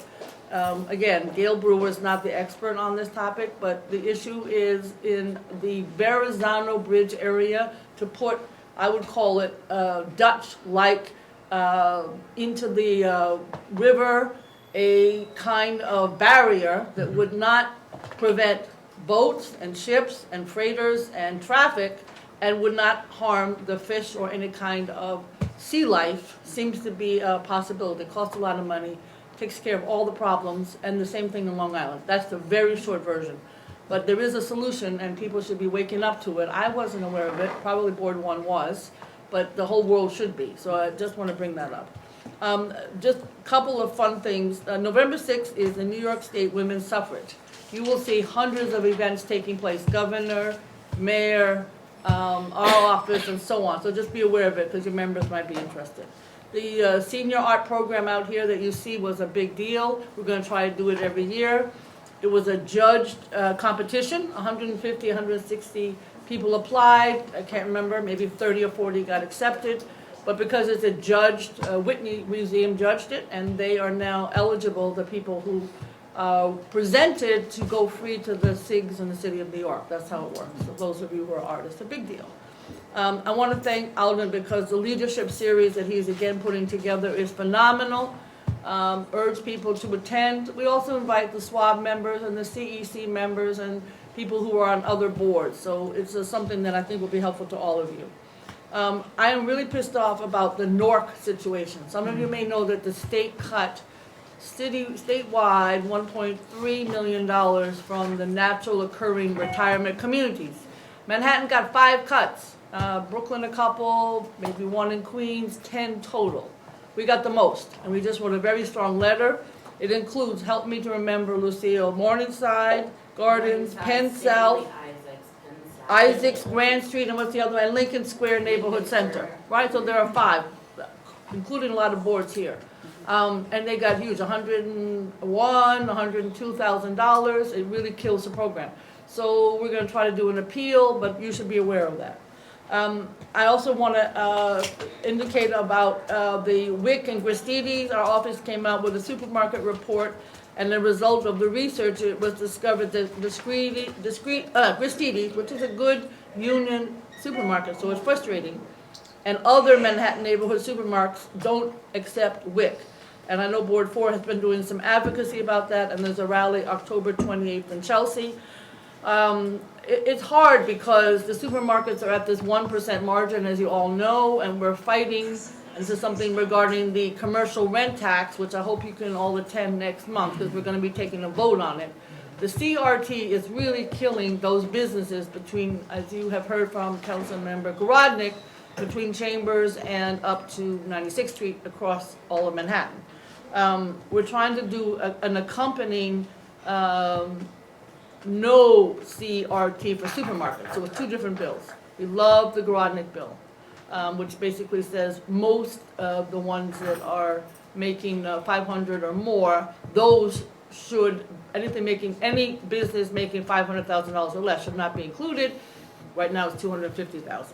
And the reason I mentioned the supermarkets, it's an interesting challenge. We've got some opposition from some of the unions. Understandably, we're trying to change this because they know that many of the supermarkets in the area are not union. Some are union, Fairway's union, Gristedes, Morton, Williams is union, but there are a lot of non-union ones. So we're trying to convince the union to say, you've got to be for this bill, even though it doesn't impact all of your supermarkets. So we're working on that. But any support on the CRT would be helpful. Just make sure that your members, even though I think all of Manhattan is for it, hear from you one way or the other. I also wanted to, just as a brief thank you to all of the community boards have expedited this in the past month, and we need every chair here next week. So unfortunately, next month. Every chair has to be here to vote. But thank you. And then you have the leadership training series, you have the freedom of information training, it's mandatory every 2 years, I think you know that. And then just finally, I just want to thank everybody because I do hear, and I'm one of the people out in the community, that the boards are really going well. People like the new members, they like the energy, they feel that they're being responsive. And let me know if there are attendance issues. That's still a little bit of, people should really be showing up. And if there is an illness or, there are other situations that are not appropriate, let me know. But I have to say, the people who complain the most, those are the ones who come to me. I never hear anything else. Those people have said good things about the work you're doing. So congratulations. Anything you want to add? Gail, our new liaison sent out emails to everyone who didn't come. That was fabulous. Oh, good. That is our new policy now, and again, we've gotten some itchy responses from people. Yeah, you got them from ours. But again, the main goal is just to reiterate, we just want people to come to meetings, and it's just a very friendly reminder, so please remind your members. It was great. It's not a personal Good. thing, we're not directly trying to attack, it's just a friendly reminder. It would have actually been, if we had known for sure when it was going to start, if we had had a month to tell people, that might have made, well, in my case, Andrew's life a little bit more pleasant, because the responses he got had a lot of people typing with their hands on their hips. Right, but they'll be okay. They'll manage, yes. Athena? Just very briefly, we have continued with our series of senior rent freeze sessions, which will be taking place with the Department of Finance through our Northern Manhattan office. Some dates, October 24th, November 21st, December 12th, and we'll be doing them mid-afternoon between 2 and 5, so please encourage any seniors or disabled community that might be able to benefit. We have some other upcoming sessions planned on Medicare and Medicaid. We know the enrollment sessions are open now, and we want to make sure that folks have the appropriate information to make their decisions and to get qualified. We have been continuing to do work with the minority business and women enterprises, and we will continue to share with you upcoming dates on our work.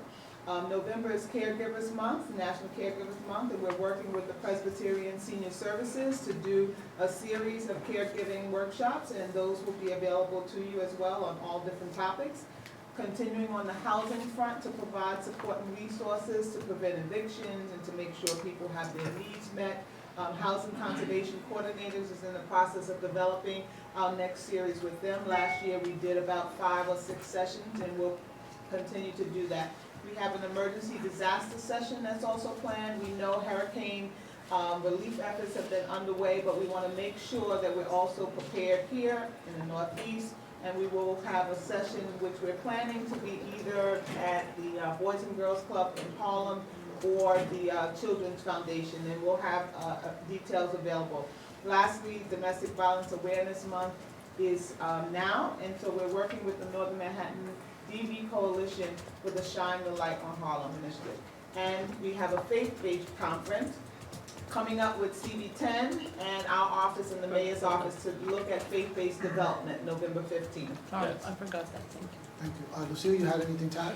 Just one final thing, I'm gonna be reaching out to chairs and district managers, some of the liaisons have been reaching out.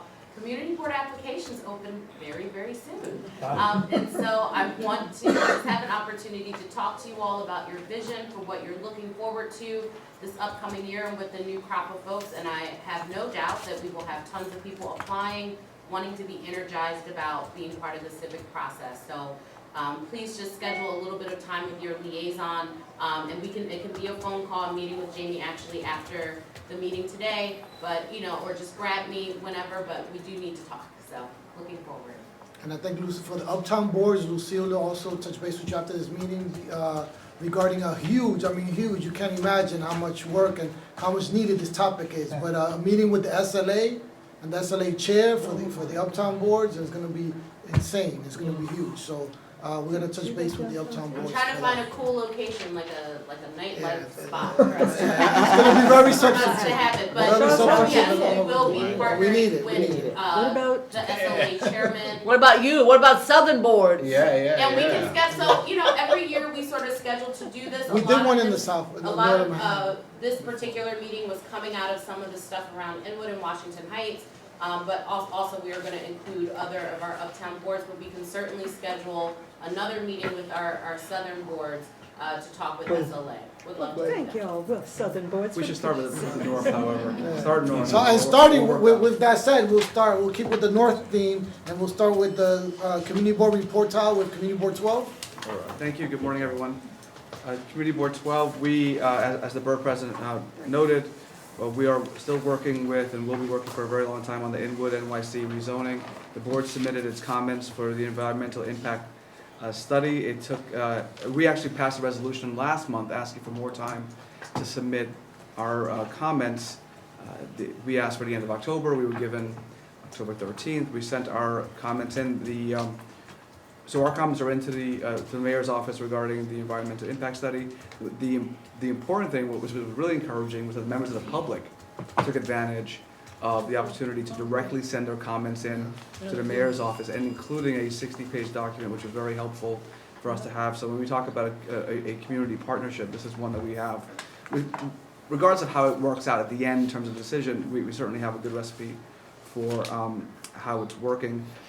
We've had several events throughout, and in with the Inwood NYC, something I mentioned last month, which was the board in your building, going out to actual buildings and meeting. We have scheduled 3 so far, 2 in Inwood, 1 in Washington Heights, and members of the public have certainly, or in our community have certainly taken to that. So that's something I would encourage everyone to do, sort of. I mean, we're at the ground level anyway, but I figure we can even be even more at.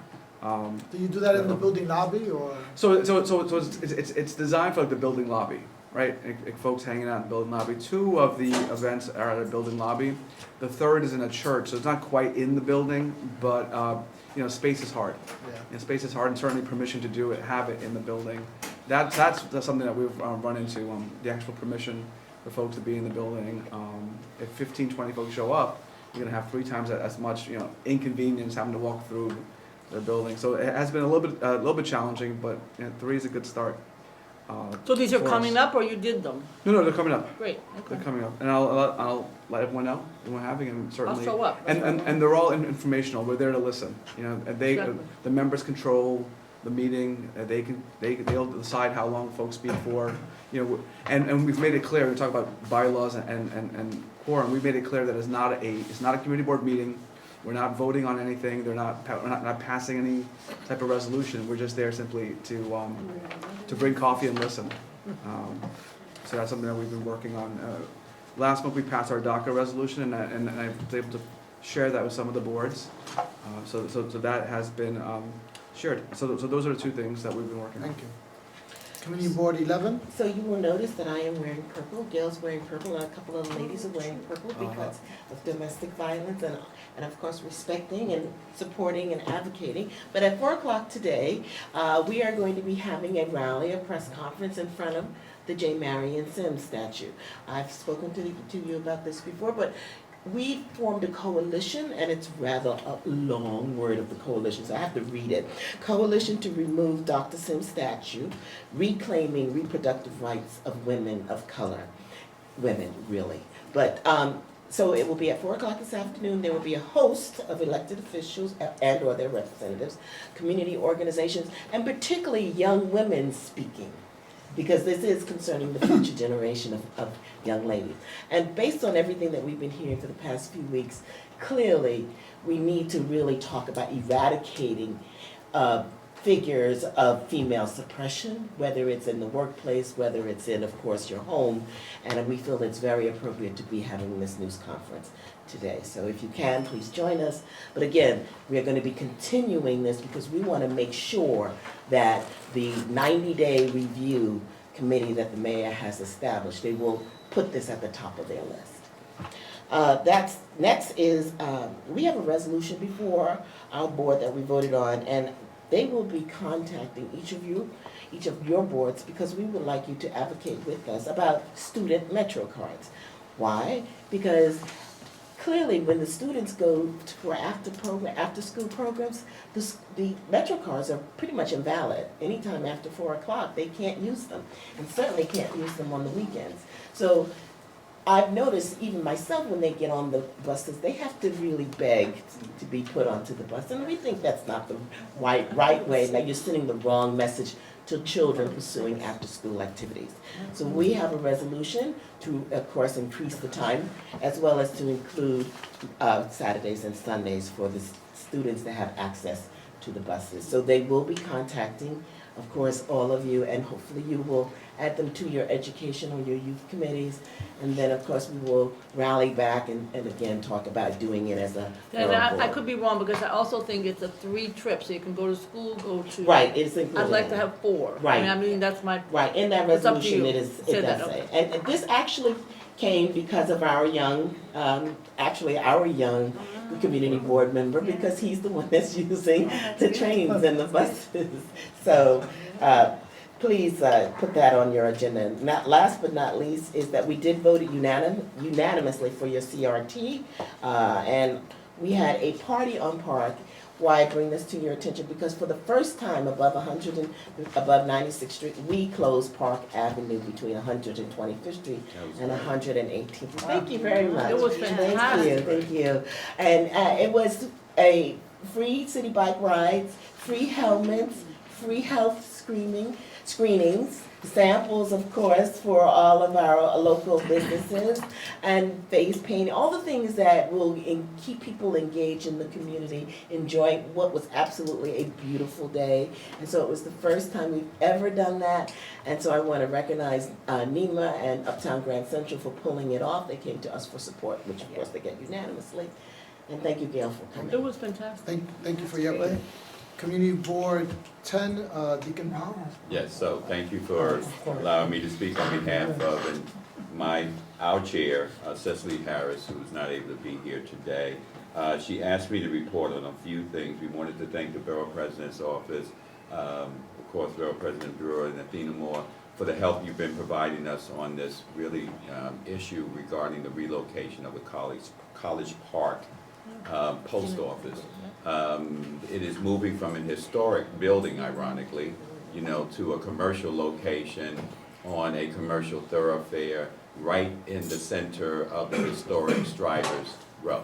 And so there's been a lot of community opposition led by this office and ourselves, and we've been working with Landmark Preservation, Save Harlem Now, and a number of other organizations just to be able to say that this needs to be rethought and reconsidered. Transportation Committee, the Landmarks Committee, all are looking at the desire for public hearings in relation to this. We believe that, as our former borough president in the recent hearing indicated, that the time for public notice was not 2 months ago when they said they wrote a letter, but actually last week when there was a public hearing at Touro College. And so, there's lots of moving parts. So we just wanted to thank all of you for your continued support on that. We have an issue at Harlem Hospital. We're meeting with all levels of that hospital. Tomorrow's a meeting at the Schomburg with nurses. There have been severe cutbacks, as your office is aware, regarding the staffing of that hospital, the ability to deal with ambulatory care, emergency care, and other things. And so we've been asked to weigh in on that, and so we're very much involved with that continued struggle to not have Harlem become like Sydenham or some of the other hospitals that we've lost. And lastly, Cecily wanted me to say to CB9 and 11 that we look forward to working with you in the 125th Street bid on this year's Parade of Lights. And thank you. Thank you. Community Board 9. Thank you. Good morning, everyone. First, just want to say we had a successful NITRA forum that was done in collaboration with CB7. It was an opportunity for NITRA residents to come and raise issues and to provide steps towards addressing some of these issues and solutions.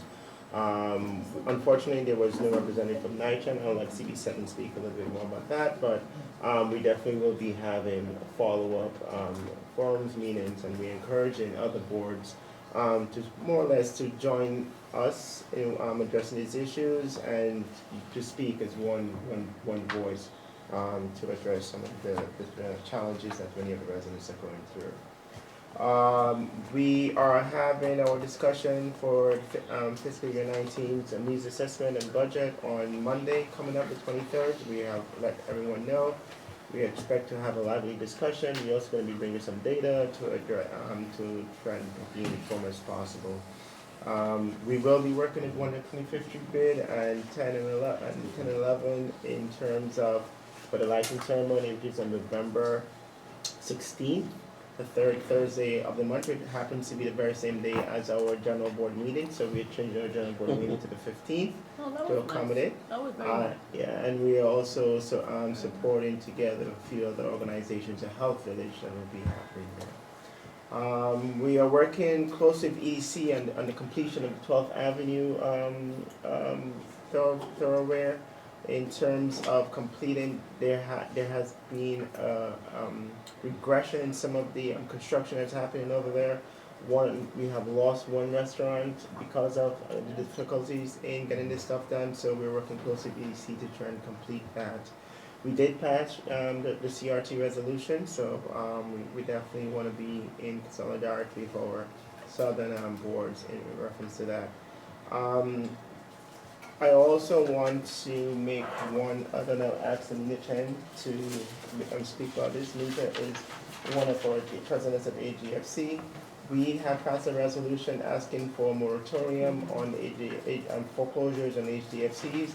We are asking that all the boards, thank you, all the other boards also be aware and put this on your agenda and possibly bring it up as a resolution. There is a documentation that Anita will be passing out, some of what we have passed in terms of a resolution, some of the letters included by the borough president and some of the elected officials who have spoken up in this particular issue. And we are giving some wording in terms of the way you may want to write your resolution as well. But this is obviously a great issue to us, and we are hoping to be able to get some solidarity from the other boards in reference to this matter. CB11 has already passed the resolution. Thank you. Thank you for that update. CB8? Good morning, everybody. Regarding the commercial rent tax, our small business committee, as well as our full board meeting, at least 6 months ago, passed a resolution supporting Councilman Garodnick's bill. We're going to do it again at this month's small business committee meeting, including Gail's bill along with Corey Johnson's bill. So we will revisit that next week, small business committee. They will then, I'm sure, approve it unanimously, and then it'll go to our full board meeting in November, which is the night before November's Borough Board meeting. So the timing is good. And I attended the mayor's town hall meeting in the Upper East Side, which he conducted along with Council Member Garodnick. It was primarily for the 4th City Council District, which is the west side of the Upper East Side. But the issues are the same whether you live west of 2nd Avenue or east of 2nd Avenue. And it was a packed house, and it was probably the best community meeting that I've been to in a long time. I was expecting a lot of negative things to occur, but it really, really went well. The way the mayor conducted it and the way Dan Garodnick conducted it. Boards 5, 6, and 8 were there, and the themes were the same that we hear at all community board meetings. The Esplanade is falling down, literally it's falling into the water. The idea maybe we should consider congestion pricing. Buildings are going too tall, robbing next door neighbors of light and air. Too many electric bikes are being used for deliveries. There's too many bike lanes. So I think just as an experiment, I'm going to label our November meeting and our December meeting as town halls, because I think a community board meeting is the ultimate town hall. It takes the same format. All the elected officials have representatives there. So you're missing the mayor. So no problem. Exactly. We do have a public session where anybody can talk about anything for up to 3 minutes at the very beginning of the meeting. So I am gonna rebrand it as a town hall meeting, at least for the November full board meeting. And I'll report back to see if there's an uptick in the attendance from Good the luck. public. Thank you. Community Board 7? Hello again. As I said, I'm filling up for Roberta Seaman. She's away at this moment. She said I didn't really have to speak too much, but I would like to let everyone know what we've been working on. The forum we just had, the NYCHA forum, was fantastic. I've been trying to not only get together with other community boards, the creation of the task force was misinterpreted. It was just thought of ideas of issues of repairs, mold, and the different things that go on in development. But my biggest principle in wanting to start this task force is that we need to get community involved. Non-NYCHA people, different boroughs, different boards. We're in a situation whereas it's not getting out there to the NYCHA developments as it should be. Everybody knows about issues of repairs, but we have to get some support and consensus from the community. I've read a lot of blogs who told us we should burn down NYCHA, we should shoot them all. That's hurtful. That's hurtful. So I understand the importance of the bigger issue as far as repairs and more affordable units, but one thing we have to educate the public. We are human beings. And that's first and foremost on my agenda. In order to have something done, you have to bring other people on board. And having this forum with Community Board 9 was the best thing that I've seen since I've been on the community board. You know, I think if residents, not only that community board, see what we're doing and come together as one, we're one city. And we're so divided and divisive that this is a platform for not only public house residents, for non-NYCHA residents to come together and give us suggestions. We could let them get to know us. This is a big issue. This has been going for decades, and I've been working with Roberta closely. Elizabeth Caputo, the former chair, created the task force, her and I, but Roberta Seaman is implementing a whole lot that is involving the district. And all of that, and this really has something to do with the community board. We just formed a group in Douglas Houses because I find that NYCHA doesn't do its job as far as tenant association. So we formed a nonprofit group that we're gonna implement things that concern the community and not just public housing. In order for that to happen, that we all work together and live amongst each other, I think that's an important issue. The 31st, we are giving a community-based Halloween party, not just for NYCHA residents, for all the children in the neighborhood to get to know one another. This is my biggest project going forward, and getting other sides of the issues. We have people low income, upper income, middle income. None of us come together. I think it's time that we do. We all not illiterate. We all have ideas. Some may be better than others, but we all need to sit down and have that type of future going forward. And working with Roberta, we have so many ideas. She's just been reelected. We have so many ideas going forward to do that. So I wanted to express that here. So if other community boards, we're going to give another forum, a NYCHA forum. If any community boards want to join us, we could do that. We could send around emails because it's important that we all communicate as one. When I heard that we were just an advisory board, but I think if we all be one big advisory board, we could do so much better together. Thank you. Okay. Thank you. CB6? Hi, Molly Hollister. I'm not Claude today. So Gail actually was at this event Monday night. We were Washington Irving High School. We had a community forum there. I think that was the second one. That was the first time I attended. But Lorraine Grillo spoke on, with the community and really heard their feedback. So they're forming a task force, and they'll meet every 2 weeks. And so hopefully there's some issues with construction noise and air and rat abatement and all those things. So that's being tackled.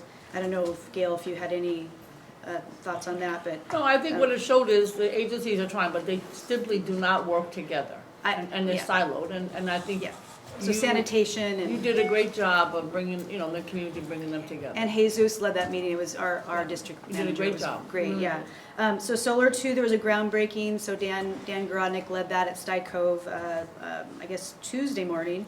And then our, Claude and Rick just left to go hopefully get our new office. We'll have a new office soon.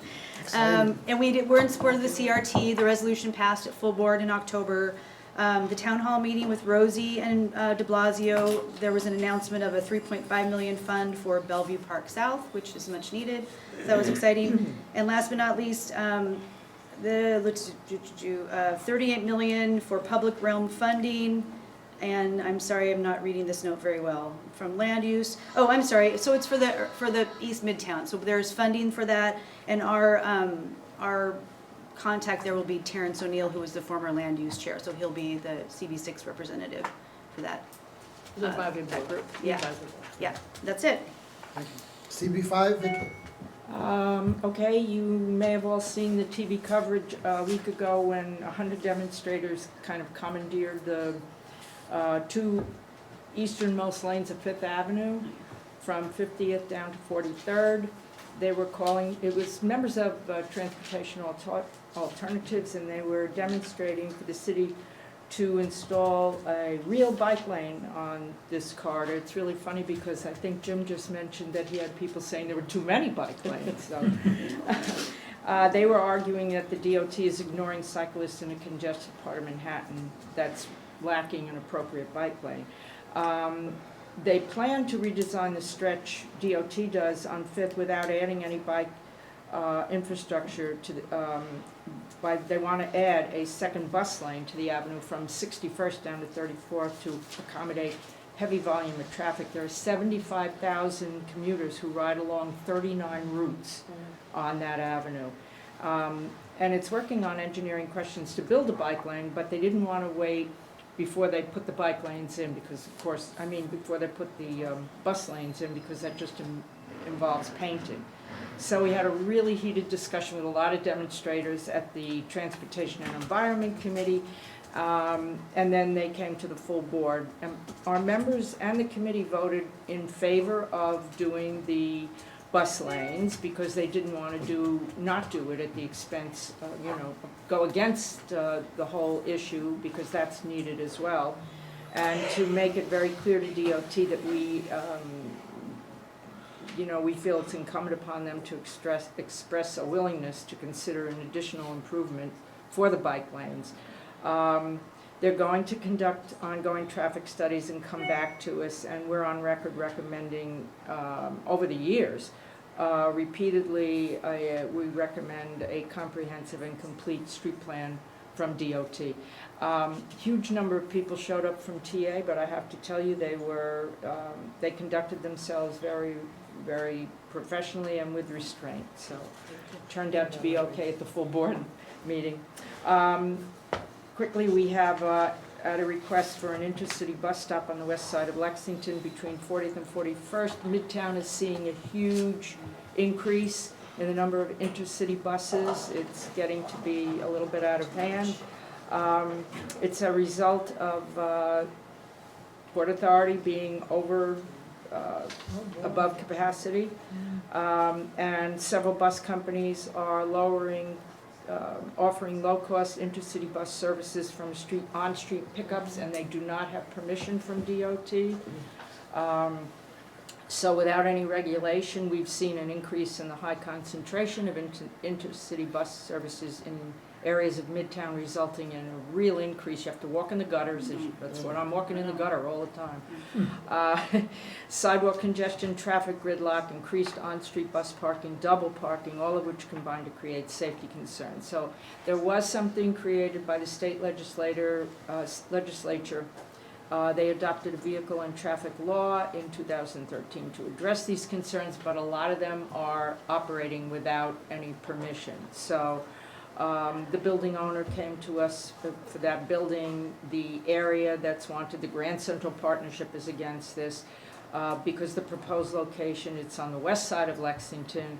It's currently a high-traffic bus lane serving local and express downtown service. There's a city bike station. It's just unbelievable, so we voted no against that. We've seen another increase we've seen is applications for sidewalk snow melting systems in front of big buildings. And while we understand the need for it and we think that it's a good idea, there are still members of the board and of the public who have environmental concerns, which is really, the question is which really makes more sense, to use the snow removal, which takes up electricity and whatnot, or use chemicals, which is, you know, so what we've done is we've instituted we're gonna do a subcommittee or a task force to study the pros and cons, but we did approve 2 of them. And then the last thing was just an update on the Public Realm Improvement Fund Governing Group for East Midtown. As many of you know, early this year, the 5-year project to rezone East Midtown came to a close.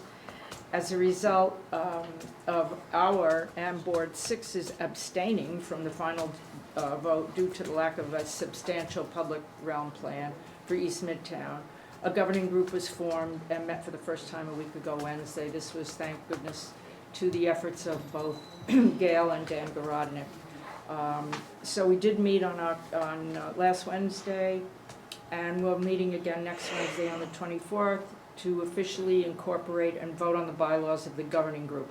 The goal is to, quote, act in the public interest by bolstering and enhancing East Midtown's status as a premier central business district with high-quality public realm. So we look forward to working on this challenge, and especially with the group members on Board 6. We have a real coalition there. I've met with Terry on it already. That's it. Thank you. CB4? Hi, so again, I'm Jesse Bodine, I'm District Manager sitting in for Dolores Rubin, who was unable to make it. I'll try to be as quick as possible. So upcoming, and these are in no particular order, but upcoming, as I think I've expressed multiple times at the Borough Service Cabinet meeting, we have an ongoing issue with our special districts and illegal demos happening in our special districts. We have very strong anti-harassment and demo restrictions in these special districts. Almost all of the Community Board 4 area is covered by special district, and unfortunately, a number of buildings have been approved by DOB over the last 2 years to be demoed.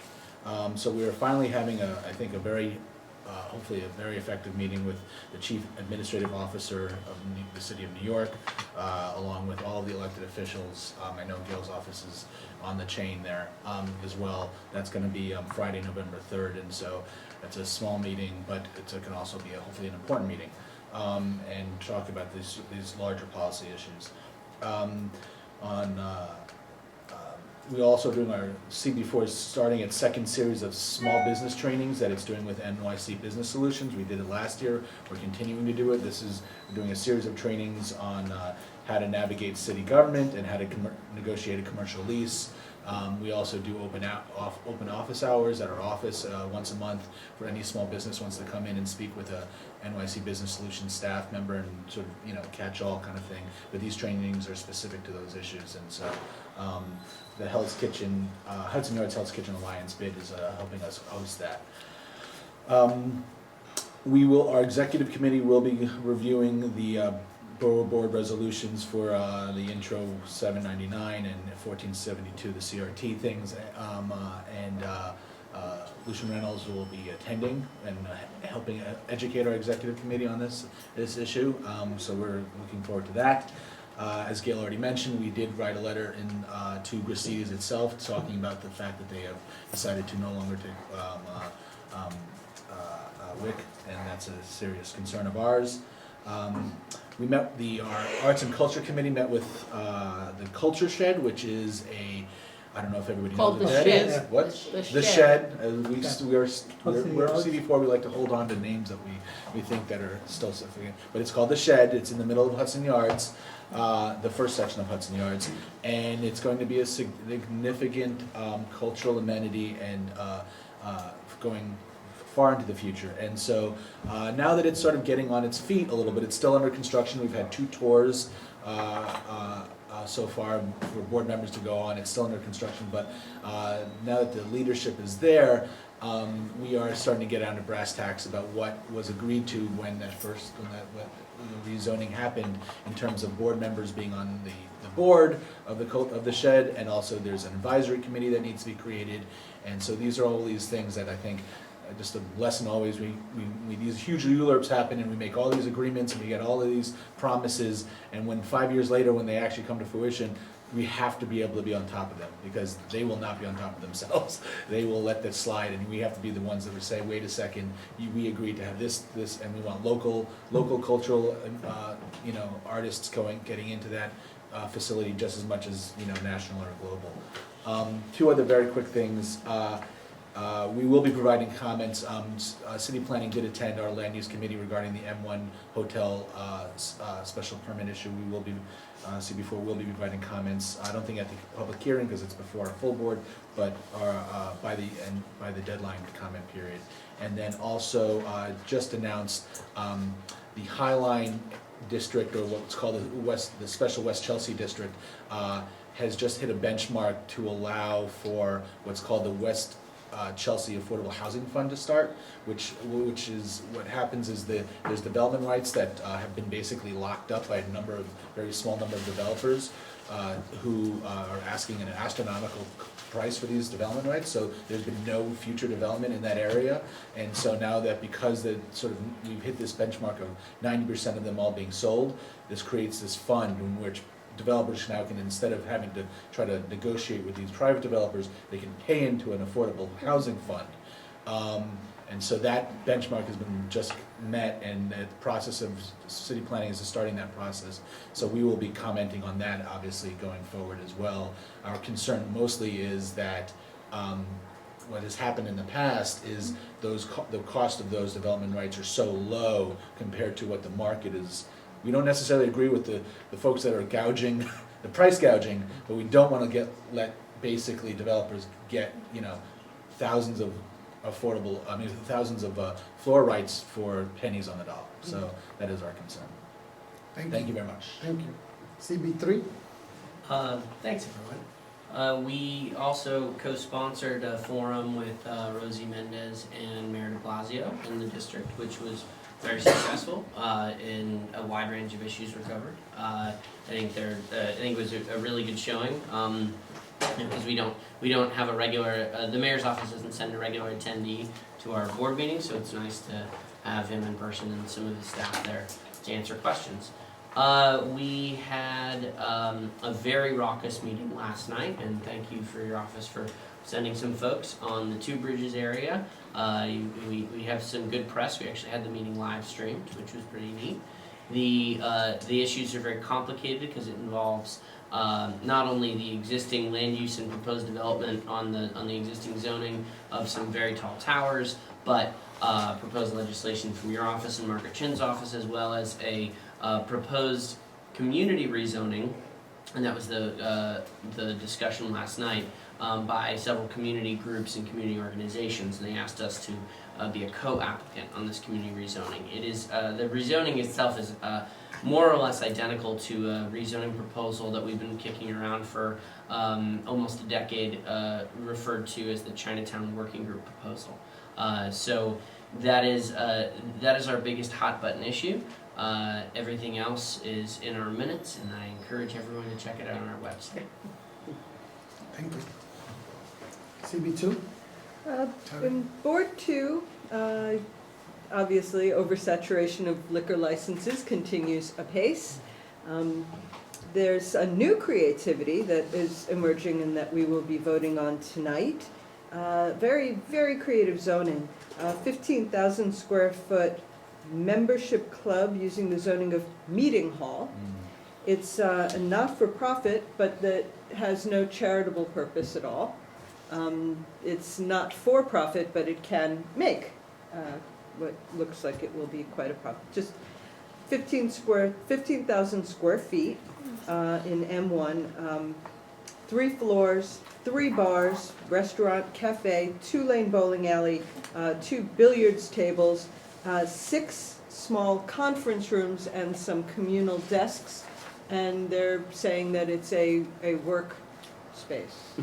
Okay, so we should check with the Attorney General's office on that. That would be very helpful. We'd be We'll glad be to do voting that. on it tonight, but I am Say that seeking we're gonna check with the AG's office. any insight on their anybody who. nonprofit status. Well, right, not for profit, but using a member club in a meeting hall designation is, gotta give them credit for Is creativity. this the one where they're saying that you come in with a member's card?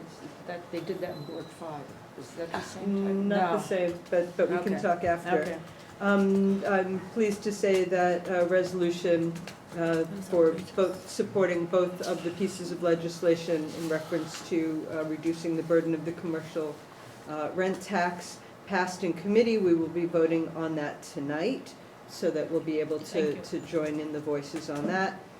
We've been working all month on our budget requests, which do reflect many of our board's concerns, especially our very strong problems with having and keeping open space. The fact that Board 2 has no admitting hospital, and the one closest to us is changing radically and downsizing. Senior issues, LGBTQ issues, homeless issues, and affordable housing, all of these are important. And of course, dangerous intersections and bike lanes and such. Some other interesting things, Washington Square Park is host to one of the Ai Weiwei sculptures in the Good Fences Make Good Neighbors. I know several other boards have that. There was some drama, evidently we were killing Christmas because the tree will have to be moved, but I think that has largely calmed down, and our board did support, but lamented the very poor process where it came to us when the structure was probably already built and in a warehouse somewhere.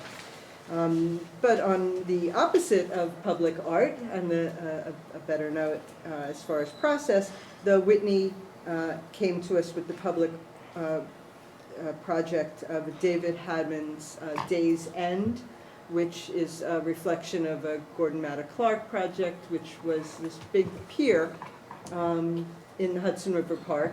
This pier is gone, and the Hammonds project is to just evoke it using 8-inch steel with 65 feet space in between, so you can still have the boating and the other water uses, and it does not impinge, as far as we can tell now, on the use of that peninsula when the peninsula becomes available for the desperately needed open space. And I will echo those of you who are having Children's Halloween Parade, CB2 and NYU, the reason I can't wear purple in public, is joining. And it's also Hunter College High School's color, so I darn well can. Hunter College too. That's right, Hunter. So we are collaborating on the Children's Halloween Parade again in Washington Square Park. Come in costume, have fun, see you then. Thank you for the CB1. Quickly, last night at executive committee, we passed the commercial rent tax resolution, and we'll present that at the end of this month to our board. We're having some issues, well, you probably all know. A text amendment for adapting POPs on Water Street had gone forward. We disapproved it by resolution last year. A new applicant has popped up, which is 200 Water Street, and our whole board was very, very unanimous about denying that application. We're trying to still work with city planning. They are meeting the requirements of the tax application, but the benefit or offset to the community is out of whack. And so we'll come to the borough president's office, update you and get some support on that. We are planning, Gail, I'm glad you saw that option about the coastal resiliency. We're planning hopefully a media event now to mark the 5th anniversary of Sandy, and what has and has not happened all around Manhattan. And there are many options that have not been explored as dramatically as they should have been. So we'll update you on that. Further, we're very concerned about this nightlife advisory board, and I know many of us have spoken on it, but we feel that community boards and the community is not being well represented in this. We're trying to make sure that somebody from the boards is on that one way or another, you will be represented. Last two items are more internally focused. We're still going through rounds of interviews for our GM. I think we're coming down to a short list after another series of interviews next week. But it's been a challenge and interesting to see the candidates.